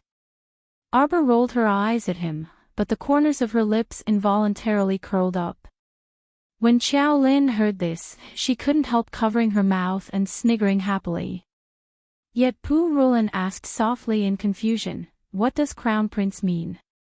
Xiao Lin whispered the wedding date in Pu Rulan's ear, and Pu Rulan immediately understood and nodded with a smile. Brother-in-law. You have to prepare a big red packet. Xiao Lin sat at the stone table and shouted toward the swing from afar. Mo Lien looked over and nodded with a smile. Okay. Seventh Master Mu is here. Arbor sat in the rear courtyard and could hear the excited shouts from the front courtyard. Her gaze turned cold. What's wrong, baby? Mo Lien was slightly taken aback. His wifey was still in an extremely good mood just now, but now, her small face had turned gloomy. She really changed so quickly. However, that seventh master of the Mu family of the Divine Province was also quite strange. He came on Jojo's coming-of-age ceremony and also came on Qiao family's second uncle's wedding, as if he was very familiar with the Qiao family. At this time, several excited shouts came from the front courtyard. Everyone stood up and looked at Mu Jingrui, who strode in from the front door. They smiled and cupped their fists in salute. The white-haired elder haughtily carried a large brocade box as he followed behind Mu Jingrui. His gaze was somewhat disdainful. In his eyes, this group of brats from the lower star domain were indeed as weak as ants. Mu Jingrui presented a big gift on this trip, the Snow Summit Lingji. When the Lingji was presented, everyone's eyes were practically glowing as they stared at the spirit herb. Especially the few doctors and pill refiners among the guests. They stared at the divine herb, wishing they could pounce on it and examine it carefully. The smile on Qiao Zhongbang's lips stiffened slightly. The groom, Qiao Zhongxing, stepped forward in confusion and cupped his fists at Mu Jingrui, saying, "Thank you," in a manner that was neither servile nor overbearing. It was so strange. He had no interaction with this seventh Master Mu from the Divine Land. Why did this person give him a wedding gift out of the blue? Congratulations, congratulations. Mu Jingrui smiled and said a few polite words. Suddenly, there was a small commotion in the crowd. Naturally, they parted to the sides like a tide. The little crown princess and Prince Mo walked over hand in hand, their little faces cold and expressionless. Their eyes were like daggers as they stabbed at Mu Jingrui and the white-haired elder. What are you doing here? Arbor was about to take a step forward when his mother, Wei Ziqin, rushed over and grabbed his little hand. Jojo. Wei Ziqin hurriedly shook her head. Arbor glared at Mu Jingrui with a cold gaze that implied a warning. Mu Jingrui instantly understood the little fellow's meaning, "Don't speak nonsense." This was warning him not to reveal her identity as the daughter of the Mu family of the Divine Land in front of so many people, right? Just how much did she dislike the Mu family and how much did she not want to be involved with the Mu family? Mu Jingrui sighed softly in his heart. He subconsciously glanced at Prince Mo and frowned slightly. This crown prince's aura also seemed a bit off. When Mu Jingrui was sizing him up, Prince Mo also sized him up. A trace of hesitation flitted across his heart. Ha ha ha ha, today is second uncle's big day. I didn't come late, right? Today's over. Wave.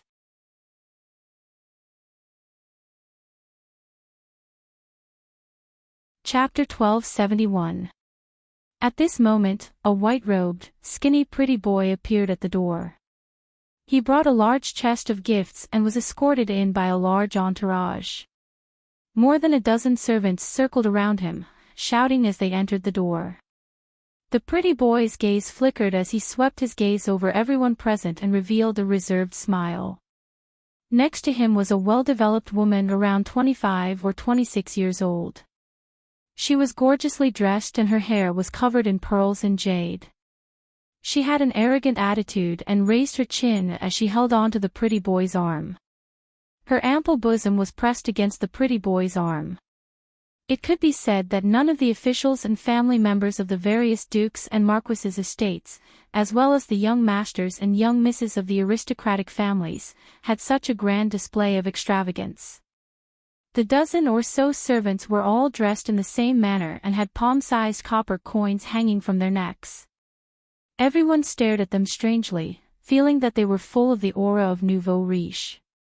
Ha ha ha. Oh my, second uncle-in-law's big day today. Sorry, I'm late. A fat ball emerged from the back of the crowd. She was dressed in bright red and green clothes and her face was smeared like a monkey's butt. At first glance, she looked like a matchmaker.